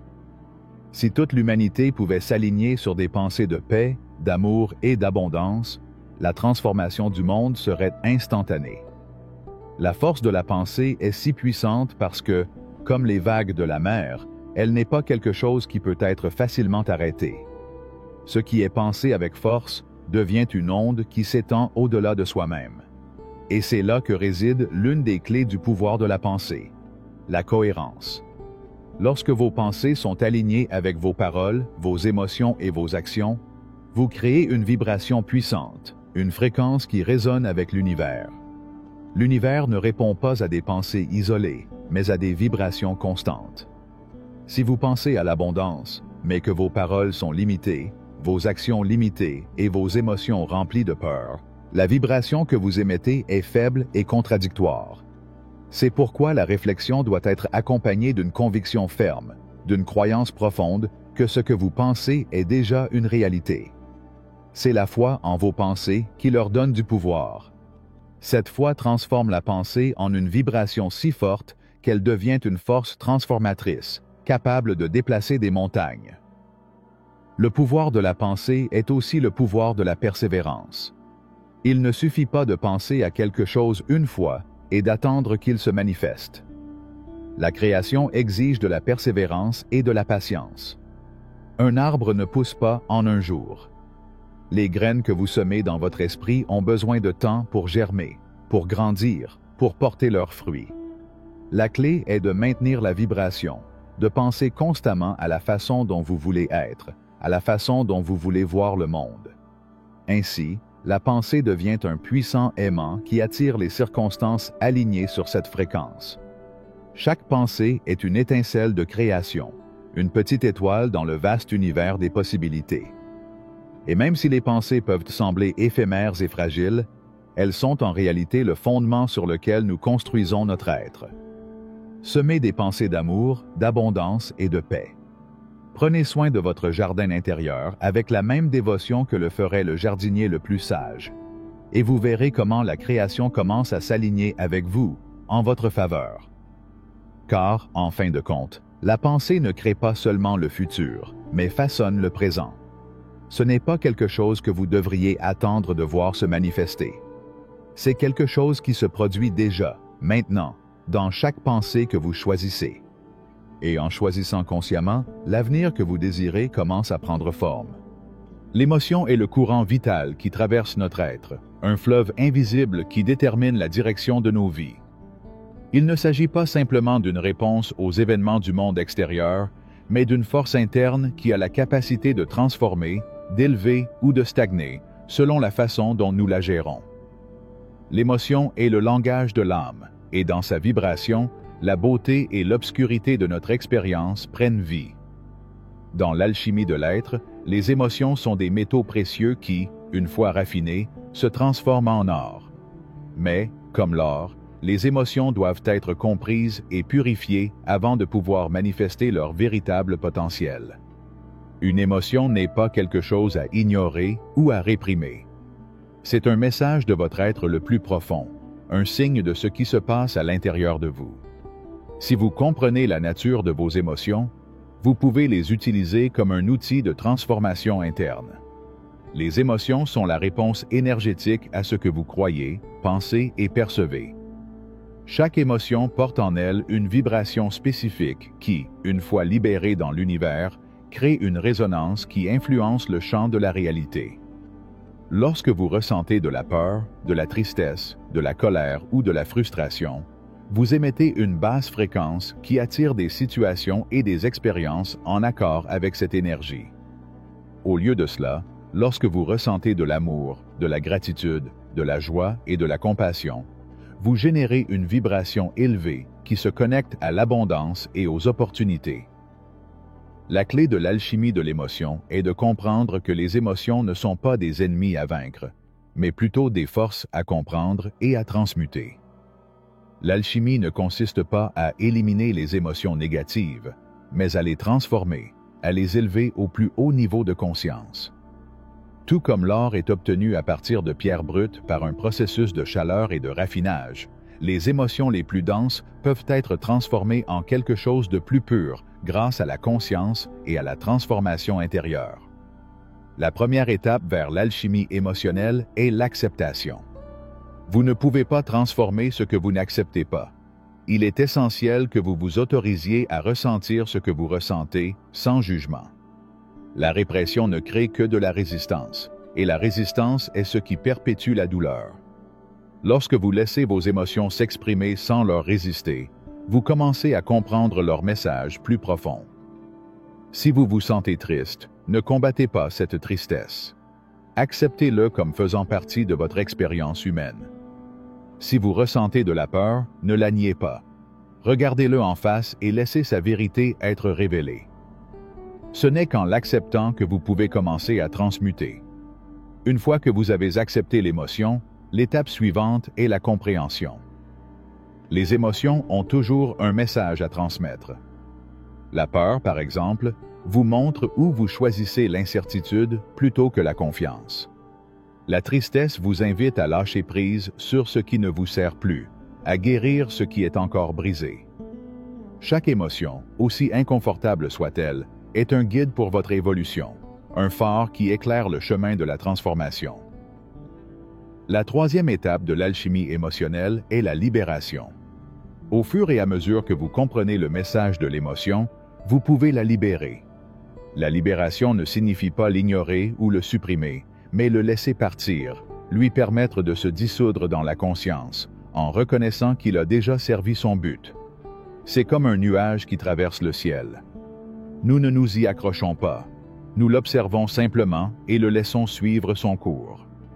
La libération est la clé de la paix intérieure, car ce n'est qu'en abandonnant ce qui ne vous sert plus que vous pouvez faire place à de nouvelles émotions, de nouvelles énergies, de nouvelles vibrations.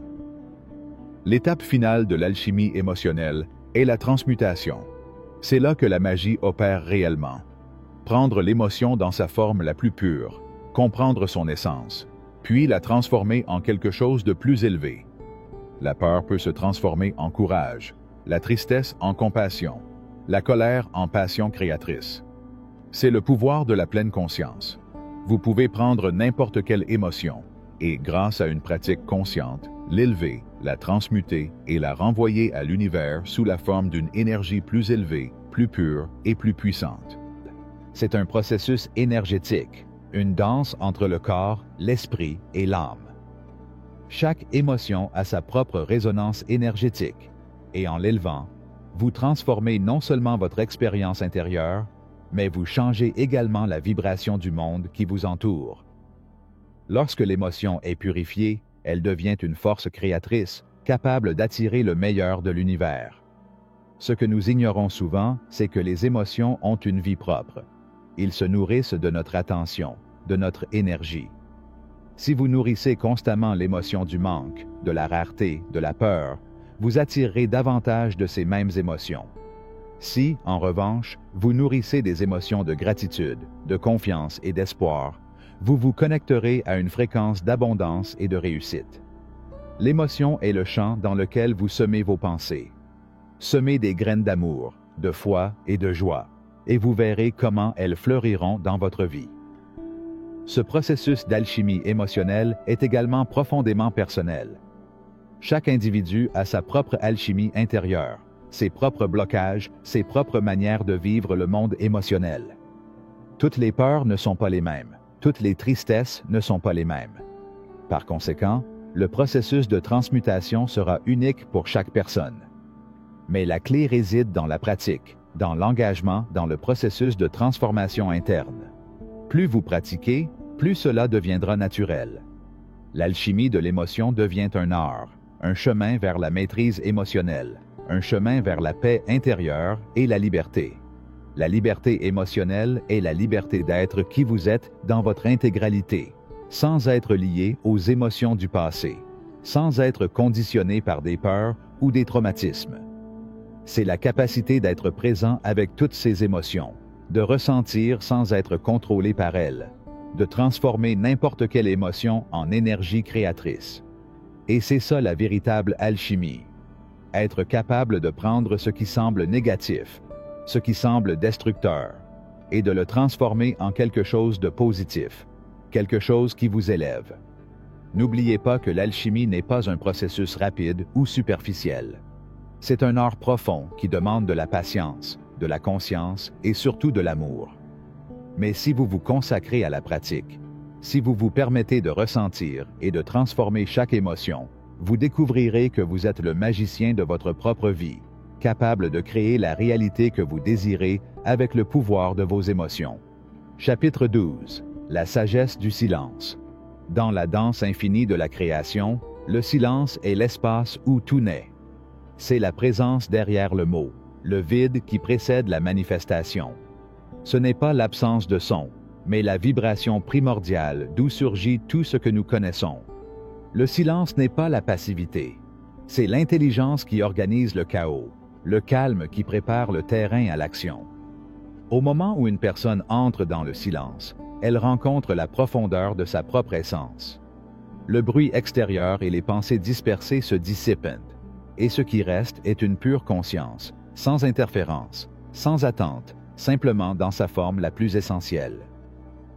Dans cet état de silence profond, on peut entendre les réponses qui émergent de l'intérieur, les réponses que l'esprit conditionné est incapable de saisir. Ce silence n'est pas simplement l'absence de son physique. C'est une qualité d'être qui transcende l'esprit. Lorsque vous vous asseyez en silence et permettez à votre esprit de se calmer, vous vous ouvrez à la possibilité de percevoir une dimension au-delà des limites de la pensée. Ce silence est le langage de l'âme, et en lui, les vérités les plus profondes sur qui nous sommes et où nous allons sont révélées. Le monde moderne, bruyant et saturé de stimuli, nous éloigne souvent de cet espace sacré. Nous vivons dans une agitation constante, courant d'un endroit à un autre, cherchant des réponses en dehors de nous-mêmes, tandis que la véritable connaissance réside dans le silence. Chaque fois que vous vous immergez dans cet espace, même pour un instant, vous reconnaissez votre connexion à l'Éternel, à la source de tout ce qui est. Le silence est le premier pas vers la sagesse. Là, tout devient clair.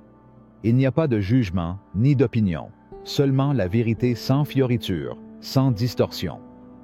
L'esprit se dissout dans le silence, ne laissant que l'essence pure, cette conscience qui se situe au-delà de l'identité, du passé et du futur. Et à partir de cet espace, vous pouvez créer avec une clarté totale, car rien ne vient interférer avec la vision de l'être. C'est un état de réceptivité totale, où l'ego se dissout et le cœur s'ouvre à l'infinité du moment présent. Ne les cherchez pas dans le monde extérieur. Cherchez dans le silence, dans le calme profond qui réside au plus profond de votre être. C'est là que réside la connaissance universelle. L'esprit peut chercher et chercher, mais c'est seulement dans le silence qu'il trouve la véritable connaissance. Le silence n'est pas le vide, mais un champ fertile où la sagesse peut germer. Ce silence intérieur est ce qui vous permet d'entendre le murmure de l'intuition, cette voix qui surgit de l'âme et vous guide vers la vérité. Souvent, l'esprit est tellement rempli de pensées qu'il est difficile de faire la distinction entre la voix de l'ego et la voix du soi. L'ego vous parlera de vos peurs, de vos doutes et de vos limites. L'être, lui, vous parlera de possibilités, d'expansion, d'unité. Ce n'est que dans le silence que vous pouvez entendre cette voix claire et pure qui vous dirige vers votre but le plus élevé. Il y a une sagesse profonde dans ce silence, une sagesse qui transcende la connaissance intellectuelle. C'est le genre de sagesse qui ne peut pas être enseignée avec des mots, car elle va au-delà des concepts. C'est la sagesse du cœur, une compréhension profonde qui n'a pas besoin d'être expliquée, seulement vécue. Lorsque vous êtes assis en silence, ne cherchez pas de réponse immédiate. Ne les forcez pas. Permettez-vous d'être simplement et regardez les réponses commencer à émerger du plus profond de vous-même. La sagesse du silence nous rappelle également que nous n'avons pas besoin de le faire tout le temps. Le monde nous pousse à être en action constante, à être toujours occupé, mais le silence nous apprend que l'être ne se définit pas par l'action, mais par la présence. La véritable création ne naît pas du désespoir ou du désir de faire, mais du calme de l'être. Dans cet état, la création coule naturellement, sans effort, sans lutte. Tout s'aligne sans rien forcer. Il est important pour nous de reconnaître que le silence est un refuge, où nous pouvons nous régénérer, un lieu sacré où nous laissons derrière nous le bruit du monde et nous immergeons dans la source. C'est l'espace où nous récupérons notre énergie vitale, où nous renouons notre connexion avec le divin. En trouvant du temps pour le silence, nous cultivons la paix intérieure et la clarté mentale nécessaire pour naviguer dans la vie avec sérénité. C'est le don de la pratique du silence, la capacité d'être présent ici et maintenant. Le silence vous permet de libérer le fardeau de vos pensées et de vos soucis, vous ramenant à la paix de votre être essentiel. À partir de ce lieu de calme, vous devenez un observateur conscient de vos pensées, de vos émotions et des circonstances extérieures, sans vous laisser emporter par elles.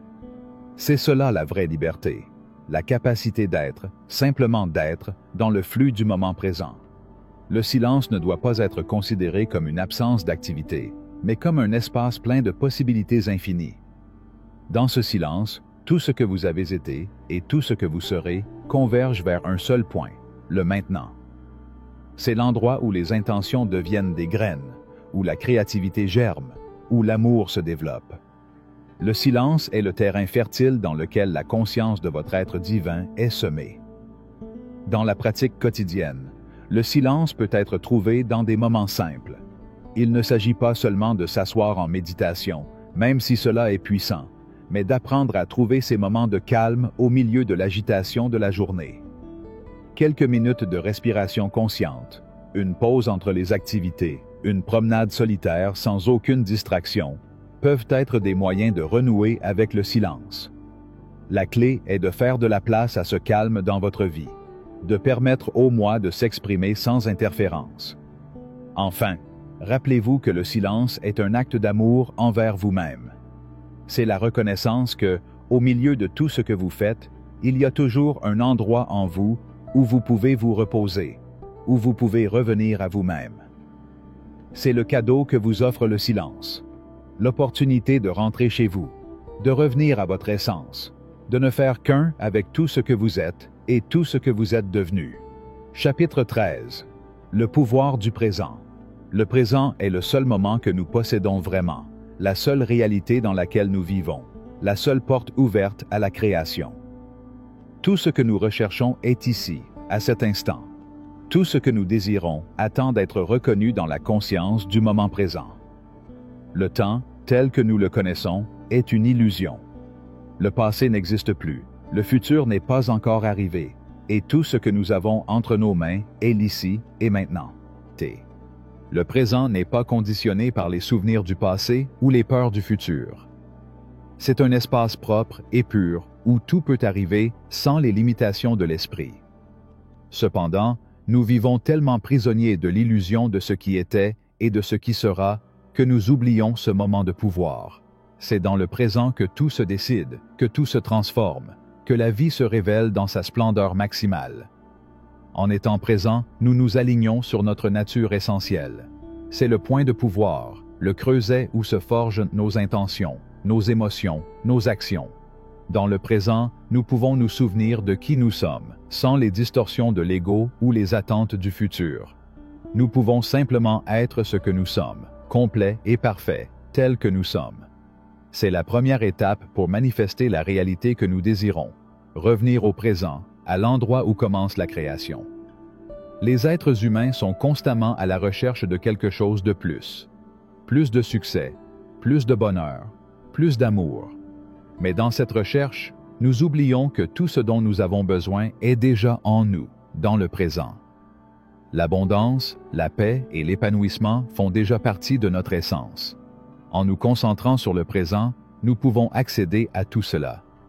L'esprit, avec sa danse constante de pensée, nous entraîne vers ce que nous n'avons pas vécu ou ce qui n'est plus là. Mais lorsque nous parvenons à libérer l'esprit et à revenir au présent, nous constatons que l'accès à la vraie richesse est déjà à notre portée. Être présent est un acte d'abandon, pas de lutte.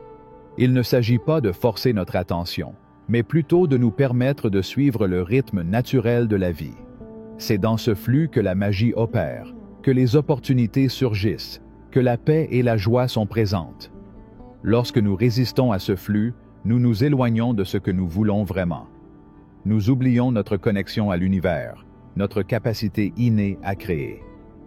Le pouvoir du présent réside dans la conscience qu'en étant nous-mêmes dans le présent, nous nous alignons avec l'univers et permettons à tout ce qui est destiné à nous de couler naturellement. Ce pouvoir n'est pas quelque chose qui se conquiert, mais quelque chose dont on se souvient. L'esprit est constamment occupé à chercher quelque chose en dehors de lui-même. Mais lorsque l'esprit devient calme et établi dans le présent, il découvre qu'il n'a besoin de rien. C'est terminé maintenant. Il est maintenant en paix. C'est déjà le cas. Le présent est un état d'acceptation totale. Accepter ce moment tel qu'il est, sans chercher à le changer ou à l'améliorer, est libérateur. Cela nous permet d'être en harmonie avec la vie telle qu'elle se présente, sans juger ni interférer. Pour accéder au pouvoir du présent, nous devons nous libérer du poids du passé et de l'anxiété du futur. Nous ne pouvons pas changer ce qui a déjà été, ni contrôler ce qui arrivera. Tout ce que nous avons vraiment, c'est le présent. Lorsque nous cessons de lutter contre le présent, nous commençons à vivre dans son flux naturel. Les inquiétudes concernant l'avenir perdent leur pouvoir et les traces du passé ne nous tirent plus vers le bas. Tout ce que nous avons à faire est de nous abandonner à ce moment, d'accepter ce qui est et de nous ouvrir à la possibilité infinie qu'il offre. Cet acte d'abandon n'est pas un abandon de faiblesse, mais de sagesse. Il s'agit de reconnaître que nous ne pouvons pas tout contrôler, mais que nous avons la capacité de choisir comment réagir à ce qui se passe. En étant conscients du moment présent, nous cessons d'être victimes des circonstances et devenons des créateurs conscients de notre réalité. La force réside dans l'acceptation, dans la reconnaissance que ce moment est parfait tel qu'il est. En vivant à partir de cet endroit, nos actions deviennent plus alignées avec notre vraie nature et les lois de l'univers. Le présent est donc le point de la création. Tout ce que nous désirons, que ce soit la paix, l'amour, le succès, l'abondance ou la clarté, est disponible dès maintenant. En réalisant cela, nous pouvons abandonner l'idée que le bonheur réside dans un avenir incertain.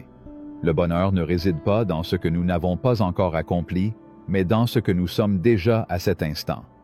C'est le don du présent. Il nous permet d'être heureux maintenant, sans avoir à attendre quoi que ce soit. Commençons à percevoir la vérité de notre existence. Nous ne sommes plus séparés du monde. Nous en faisons partie. Nous ne sommes plus des sujets passifs attendant que la vie arrive. Nous sommes des co-créateurs actifs qui influencent chaque instant. La connexion avec le présent nous relie à tous les autres, à la totalité de l'existence. Et dans cet espace, la vie cesse d'être un défi à surmonter et devient une danse divine dont on profite simplement. Il n'y a pas de meilleur moment que maintenant. Il n'y a pas d'endroit plus parfait que cet instant, où tout ce dont nous avons besoin est disponible. Le passé n'est qu'une histoire que nous avons créée dans notre esprit, et le futur n'est qu'une projection de nos pensées.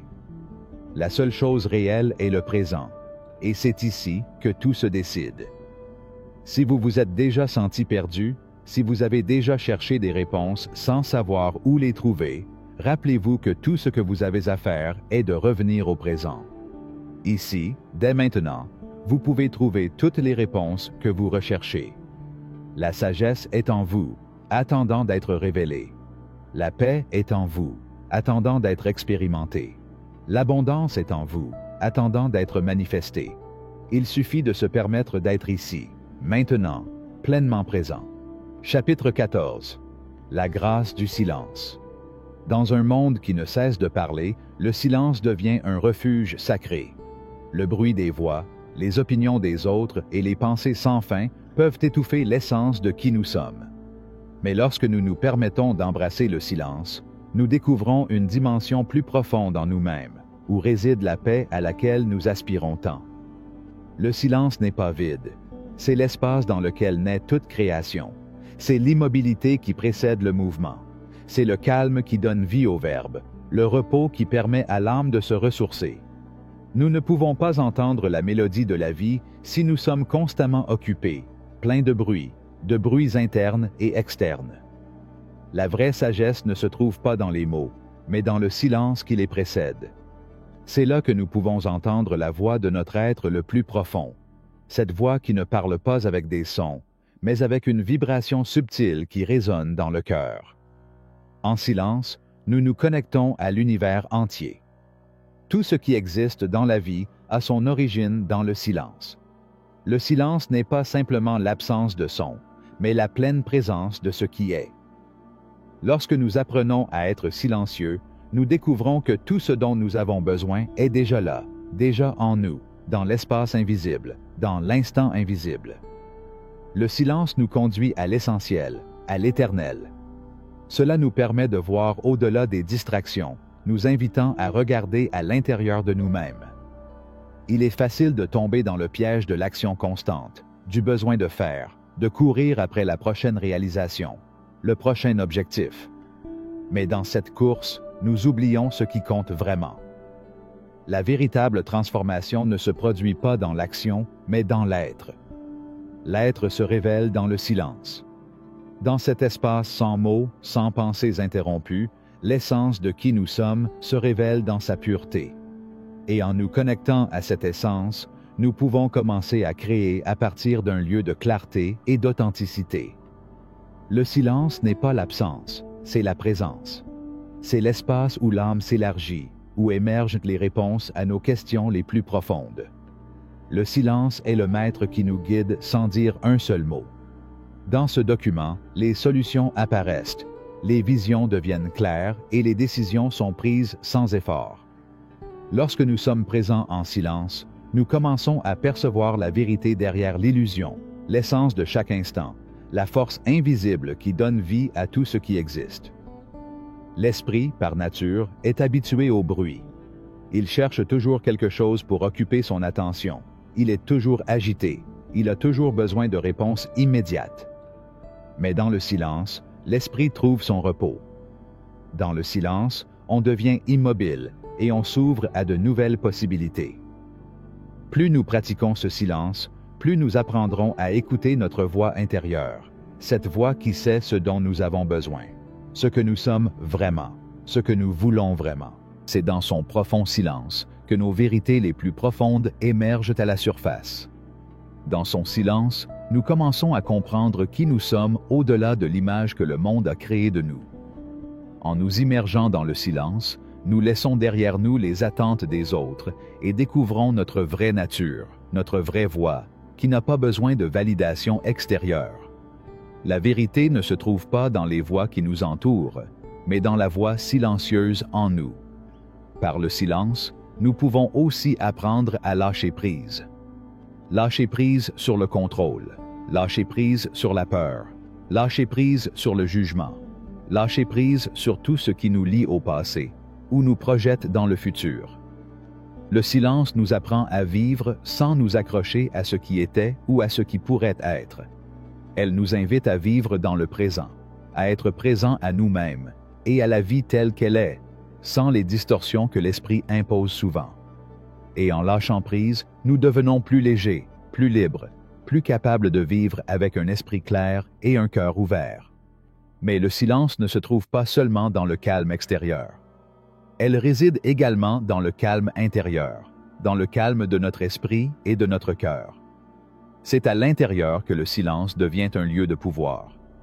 Il ne s'agit pas seulement d'éviter le bruit extérieur, mais de créer un espace en nous-mêmes, un espace où les pensées se dissipent, où les peurs se dissolvent, où seule la paix demeure. Lorsque nous cultivons ce silence intérieur, nous commençons à comprendre que nous n'avons pas besoin de réponses immédiates, que nous n'avons rien à faire pour être. Nous le sommes déjà. Nous sommes maintenant complets. Nous sommes déjà tout ce que nous devons être. Et dans cette connaissance, dans cette reconnaissance de notre totalité, réside le pouvoir de transformer nos vies. Nous ne dépendons plus des circonstances extérieures pour nous sentir complets, car nous avons trouvé l'épanouissement en nous-mêmes. Et lorsque nous nous sentons complets, tout ce que nous recherchons commence à venir à nous sans effort. Le silence nous apprend aussi à écouter les autres. Dans un monde où tout le monde parle, peu écoutent vraiment. Le véritable acte d'écoute ne consiste pas seulement à entendre les mots d'une autre personne, mais à ressentir l'essence derrière ces mots. Le silence nous permet d'écouter avec le cœur, de comprendre non seulement ce qui est dit, mais ce qui n'est pas dit, ce qui est au-delà des mots. Et en écoutant avec ce genre d'attention, nous nous connectons profondément aux autres, créant un lien au-delà des mots. La grâce du silence est que, en sa présence, tout le reste prend sens. Tout s'aligne, tout se résout, tout devient clair. Il n'est pas nécessaire de forcer quoi que ce soit, de faire quoi que ce soit. Sois simplement. Et dans cet être, dans ce calme, l'univers commence à répondre, à nous guider, à nous montrer le chemin. Tout ce que nous devons faire est d'être ouverts, réceptifs, et de permettre au silence de nous transformer. Chapitre 15. La danse de la synchronicité. La vie n'est pas un simple accident, ni une séquence d'événements sans but. Tout a un but, une signification profonde qui se dévoile à nous d'une manière que nous ne comprenons souvent pas immédiatement. La synchronicité, cette danse invisible qui entrelace les moments et les expériences, est la preuve que l'univers a un plan plus grand pour chacun de nous, un plan qui transcende le temps et l'espace. Dans chaque rencontre, dans chaque coïncidence, il y a une étincelle divine qui nous rappelle que tout est connecté, que rien n'est aléatoire. Nous vivons dans un monde qui évolue à une vitesse vertigineuse, où les jours passent comme des feuilles emportées par le vent. Mais si nous y prêtons attention, nous pouvons voir comment les pièces du puzzle de nos vies s'assemblent dans un beau motif. La synchronicité n'est pas quelque chose que nous pouvons forcer, mais lorsque nous sommes alignés avec notre essence, lorsque nos esprits et nos cœurs sont ouverts, les signes de l'univers commencent à devenir évidents. Comme une rivière qui coule sereinement, la synchronicité nous guide tout au long de notre voyage, nous montrant que nous ne sommes pas seuls, que nous ne sommes pas victimes du hasard. Mais au fond, La synchronicité est une révélation de l'unité de toute la création. C'est comme si l'univers parlait à voix basse, à travers les événements et les personnes qui apparaissent dans nos vies au moment précis où nous en avons le plus besoin. La synchronisation parfaite des événements n'est pas le produit du chaos, mais d'une intelligence supérieure qui se déploie, parfois de manière mystérieuse, mais toujours avec une clarté que seul le temps peut révéler. La clé est d'être présent. La synchronicité ne peut être trouvée ni dans le futur ni dans le passé, n'existe que dans le moment présent. Si nous sommes absorbés par les souvenirs d'hier ou trop préoccupés par demain, nous ne serons pas capables de voir les signes que l'univers place devant nous. Chaque pas que nous faisons, chaque respiration que nous prenons, est rempli de signes, de messages qui attendent d'être entendus. L'univers ne cesse jamais de communiquer avec nous. Il est là, dans chaque coin, attendant d'être découvert. Nous cherchons souvent des réponses à l'extérieur de nous-mêmes, dans le bruit du monde. Mais la vérité est que les réponses ont toujours été en nous, et lorsque nous nous alignons sur notre moi intérieur, nous commençons à reconnaître les signes de l'univers comme les empreintes de notre propre âme. La synchronicité ne se trouve pas seulement dans les grands moments de la vie, mais aussi dans les petits détails, dans une conversation informelle, dans un regard partagé, dans un sentiment qui ne peut être expliqué. C'est comme si l'univers s'infiltrait dans le banal, le quotidien, pour nous révéler quelque chose de bien plus grand. Les coïncidences ne sont pas des accidents. Ce sont des manifestations de la connexion divine qui nous unit tous. Chaque action, chaque pensée, chaque mot que nous prononçons envoie une vibration dans l'univers, et cet écho nous revient de manière surprenante. C'est comme si chaque pensée que nous cultivons, chaque intention que nous semons, créait un effet d'entraînement qui se reflète dans la réalité que nous vivons. Rien n'arrive par hasard. Chaque instant est imprégné d'une profonde sagesse, si seulement nous savons le regarder avec les yeux du cœur. La synchronicité est le langage de l'âme. Et lorsque nous commençons à écouter ce langage, à interpréter les symboles et les signes qui nous sont présentés, nous nous rendons compte que nous sommes guidés, constamment. Nous ne comprenons peut-être pas toujours immédiatement le chemin, mais si nous faisons confiance à la danse de la synchronicité, nous découvrons bientôt que chaque pas que nous faisons nous conduit vers notre objectif le plus profond. L'univers ne nous abandonne pas. Il ouvre constamment des portes, place des personnes, des situations et des opportunités sur notre chemin pour nous aider à grandir et à évoluer. Parfois, le chemin peut sembler incertain, semé d'obstacles, mais la synchronicité ne se manifeste pas toujours de manière linéaire. Cela peut apparaître sous la forme de défis qui, à première vue, semblent contredire notre vision de ce qui devrait être. Mais ces moments font partie du flux divin qui nous conduit vers l'expansion. Chaque difficulté a un but caché. Chaque épreuve est une opportunité de nous aligner plus profondément avec notre vérité. L'art de la synchronicité réside dans la confiance. En ayant confiance que tout ce qui se passe fait partie d'un plan divin, même si nous ne le comprenons pas toujours. La vie ne suit pas toujours le chemin que nous imaginons, mais si nous nous laissons guider par la synchronicité, nous découvrons qu'au final, le destin qui nous attend est bien plus grand que ce que nous avions rêvé. Chaque coïncidence nous rappelle que nous sommes exactement là où nous devons être, et que chaque pas que nous faisons nous rapproche de l'accomplissement de notre objectif. Le secret est dans la livraison. La synchronicité ne peut pas être forcée. Il ne s'agit pas de contrôler le flux de la vie, mais de s'y abandonner avec confiance. Ce faisant, nous devenons un canal par lequel l'univers travaille à travers nous. Nous laissons le fleuve de la vie nous porter, sachant que chaque courant, chaque remous, chaque pause fait partie intégrante du voyage. La synchronicité nous apprend également à lâcher prise. La peur de l'avenir, le besoin de savoir ce qui va arriver, nous éloigne du flux naturel de la vie. Lorsque nous vivons dans la peur, nous nous fermons aux opportunités que la synchronicité nous offre. Mais lorsque nous abandonnons ce contrôle, lorsque nous acceptons le mystère de la vie, les portes s'ouvrent. L'univers agit alors comme un enseignant invisible qui nous guide par la main vers notre destinée. Nous réalisons que tout dans la vie a un but, même les personnes qui croisent notre chemin, même les moments apparemment insignifiants. Tout est connecté, tout a un sens profond. La synchronicité est la danse de l'univers, et nous sommes les danseurs, nous déplaçant au rythme d'une musique éternelle qui nous guide vers notre moi le plus authentique. Chapitre 16.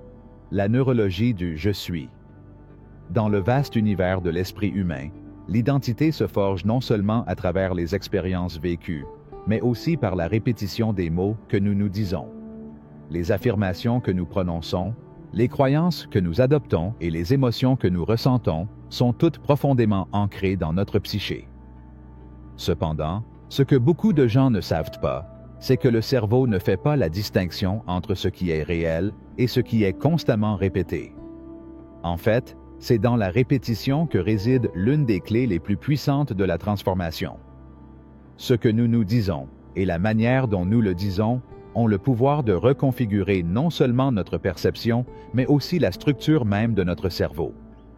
Les neurosciences, à l'origine de ce phénomène, sont étonnantes. Le cerveau, tel un vaste terrain fertile, est façonné à partir des graines de nos mots et de nos pensées. Chaque fois que nous prononçons une déclaration comme « je suis incapable »,« je suis inutile » ou « je n'y arriverai jamais », nous donnons une instruction directe à notre subconscient. Il n'y a pas de filtre, il n'y a pas de questionnement. Le subconscient reçoit cet ordre comme un mandat et ajuste notre état mental, émotionnel et physique pour s'aligner sur cette croyance. C'est comme si votre esprit, dans son immense sagesse, croyait tout ce que vous lui dites, même si c'est un mensonge. Ce qui se passe ici est un phénomène biologique connu sous le nom de neuroplasticité, la capacité du cerveau à se réorganiser et à s'adapter à de nouvelles expériences et à de nouveaux apprentissages. En d'autres termes, votre cerveau n'est pas fixé de façon permanente, a le pouvoir de changer et d'évoluer. Chaque fois que nous exprimons une nouvelle affirmation, nous ne faisons pas que conjurer des mots. Nous créons de nouvelles voies neuronales, tissant de nouveaux chemins de pensée qui peuvent éventuellement remplacer les anciennes croyances limitantes. C'est pourquoi les affirmations sont si puissantes. Mais il ne suffit pas de les répéter mécaniquement. La clé est la répétition émotionnelle. Dire « je suis digne » n'est pas une simple déclaration vide de sens. C'est un acte de reprogrammation interne. Chaque fois que vous répétez ces mots avec émotion et conviction, vous gravez de nouveaux modèles dans la structure même de votre cerveau. C'est comme si, au début, votre esprit doutait de cette nouvelle identité, mais à chaque répétition chargée d'émotion, il commence à l'assimiler comme une nouvelle vérité. Grâce à cette répétition, le cerveau commence à s'adapter, formant de nouvelles connexions et renforçant celles alignées avec ce nouveau soi. Considérez-le comme un système d'exploitation qui, lorsqu'il reçoit de nouvelles instructions, modifie son code. Les anciens logiciels, chargés d'insécurité et de limitation, commencent à être remplacés par de nouvelles voies de possibilités et de confiance. Dans ce processus, il est essentiel de comprendre que le subconscient ne fait pas de distinction entre le positif et le négatif, entre le réel et l'imaginaire. Lorsque vous dites « je suis un échec », votre cerveau accepte cela comme une réalité. De même, si vous affirmez « je suis capable », cette nouvelle réalité commence à prendre forme. C'est la magie de la neuroplasticité, mais aussi son plus grand défi. L'esprit ne peut pas faire la distinction entre un mensonge et une vérité. Il sait seulement que ce qui se répète devient réalité. La véritable transformation ne vient donc pas seulement de la prise de conscience de ces affirmations, mais de l'action. La véritable transformation se produit lorsque nous prenons des affirmations et les incarnons. L'esprit et le corps doivent s'aligner sur cette nouvelle identité, et cela ne se produit pas seulement au niveau mental. Chaque action, chaque de la personne que nous choisissons d'être.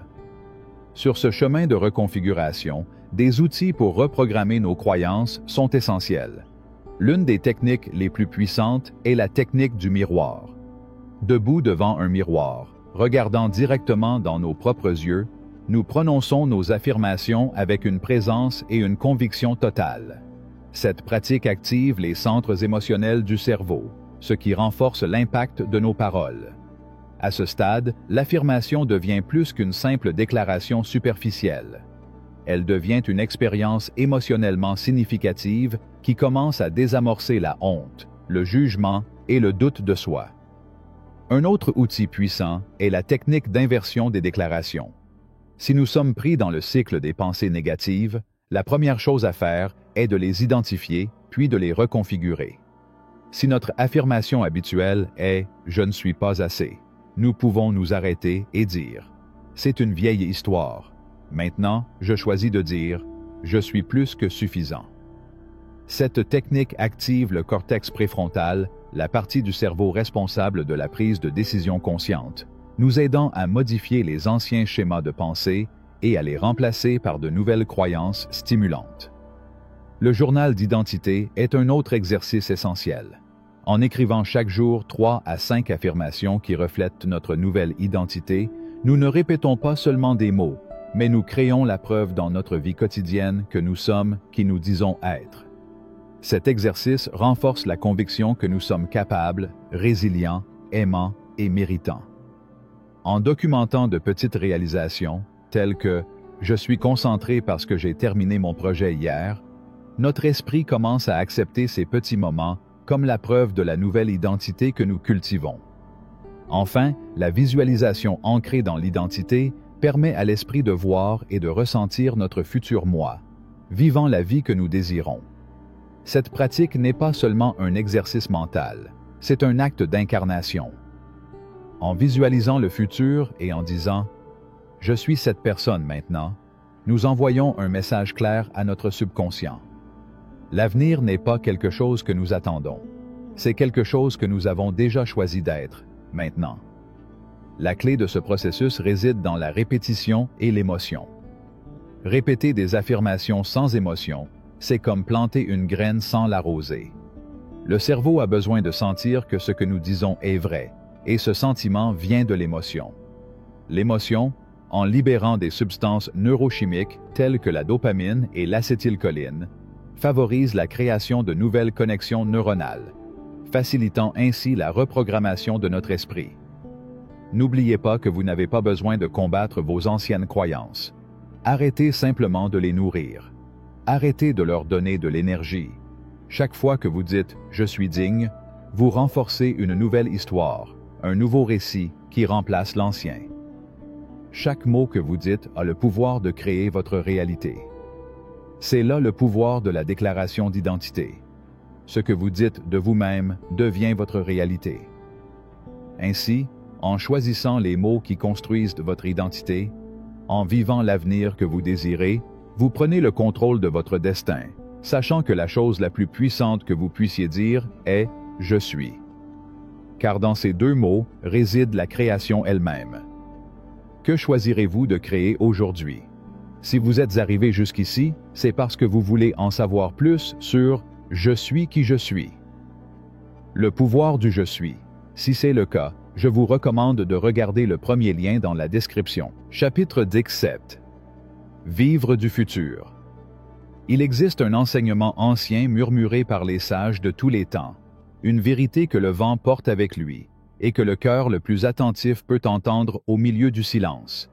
On n'attire pas ce que l'on désire, on attire ce que l'on est. C'est la loi non écrite de toute véritable manifestation, le secret voilé qui transforme le chercheur en créateur et le spectateur en architecte de son destin. Pendant d'innombrables années, nous avons cru que l'avenir était un pays lointain, un lendemain qui arriverait lorsque les conditions seraient réunies, lorsque la fortune déciderait de nous sourire ou lorsque le hasard nous accorderait sa bénédiction. Cependant, l'avenir n'est pas un objectif lointain. Le futur est une fréquence, et vous pouvez l'habiter maintenant. Être, c'est posséder avant d'avoir. L'univers entier ne répond pas à ce que vous demandez, mais à ce que vous incarnez. La vibration de votre identité actuelle, vos pensées les plus répétées, les émotions que vous gardez dans votre poitrine et les mots que vous prononcez jour après jour façonnent la réalité que vous habitez. Donc, si vous voulez transformer votre monde extérieur, vous devez d'abord modifier le paysage de votre monde intérieur. Il ne suffit pas de le savoir, il faut vivre de ce futur. Demandez-vous, comment marcherait la version de moi qui a déjà réalisé ses rêves? Comment parlerais-je? comment respirerais-je? Avec quelle certitude regarderiez-vous chaque lever de soleil? Commencez à adopter cette posture, ce langage, ce rythme de vie, comme si tout ce dont vous avez rêvé vous appartenait déjà. Parce que lorsque vous marchez à partir de la certitude et non du manque, lorsque vous parlez à partir de la possession et non de l'attente, l'univers n'a d'autre choix que de vous renvoyer cette version de vous-même que vous avez choisi d'incarner. Vibrer comme le futur auquel vous aspirez, c'est faire s'effondrer les possibilités du présent. En physique quantique, il est entendu que le temps n'est pas une ligne droite, mais un champ de probabilités infinies qui s'organisent autour de l'observateur avec une intention claire. Chaque pensée que vous avez, chaque mot que vous prononcez, est un acte de création qui détermine quelle version de la réalité se matérialise autour de vous. C'est pourquoi, lorsque vous dites « je veux l'abondance », l'écho qui résonne dans l'univers est celui de l'absence. Au lieu de cela, lorsque vous dites « je suis abondant », la fréquence change. Vous ne demandez pas, vous affirmez. Vous n'attendez pas, vous revendiquez ce qui est déjà vôtre de droit naturel, simplement en faisant partie de cette vaste conscience universelle. Il ne s'agit pas de faire semblant, il s'agit de prévivre, de marcher avec l'esprit léger de quelqu'un qui possède déjà ce à quoi il aspire, de rendre grâce avant de recevoir, d'agir comme quelqu'un qui habite déjà cette version supérieure de lui-même. N'oubliez pas, le monde ne réagit pas à ce que vous désirez, mais à ce que vous incarnez. Alors, chaque jour, faites de votre marche une déclaration silencieuse. Je suis cette version de moi-même qui vit déjà dans la plénitude, dans la santé, dans l'amour, dans la richesse et dans un but. Ressentez comment ce nouvel état imprègne vos pensées, vos gestes, votre voix et votre regard. Restez sur cette fréquence. N'attendez pas de le voir pour le croire. Crois et tu verras. L'univers est attentif. L'énergie créative danse autour de vous, attendant des instructions claires. Que vos affirmations, vos visualisations et votre façon d'être au monde soient une instruction sans équivoque de ce que vous êtes prêt à recevoir. Et si cet enseignement a résonné en vous, si au fond de vous vous savez que c'est le moment de revendiquer votre droit divin à vivre dans l'abondance, la certitude et l'épanouissement, je vous invite à faire partie de notre communauté. Abonnez-vous à la chaîne Wealth Collection, où chaque message, chaque mot et chaque réflexion sont destinés à vous rappeler qui vous êtes, à élever votre conscience et à vous accompagner dans ce voyage vers la manifestation consciente d'une vie extraordinaire. Parce que tu mérites plus que la survie. Tu mérites de fleurir. Cliquez, rejoignez, partagez ce chemin et ensemble, nous pourrons réécrire l'histoire de ce qui est possible. Je suis la richesse. Je suis la plénitude. Je le suis maintenant.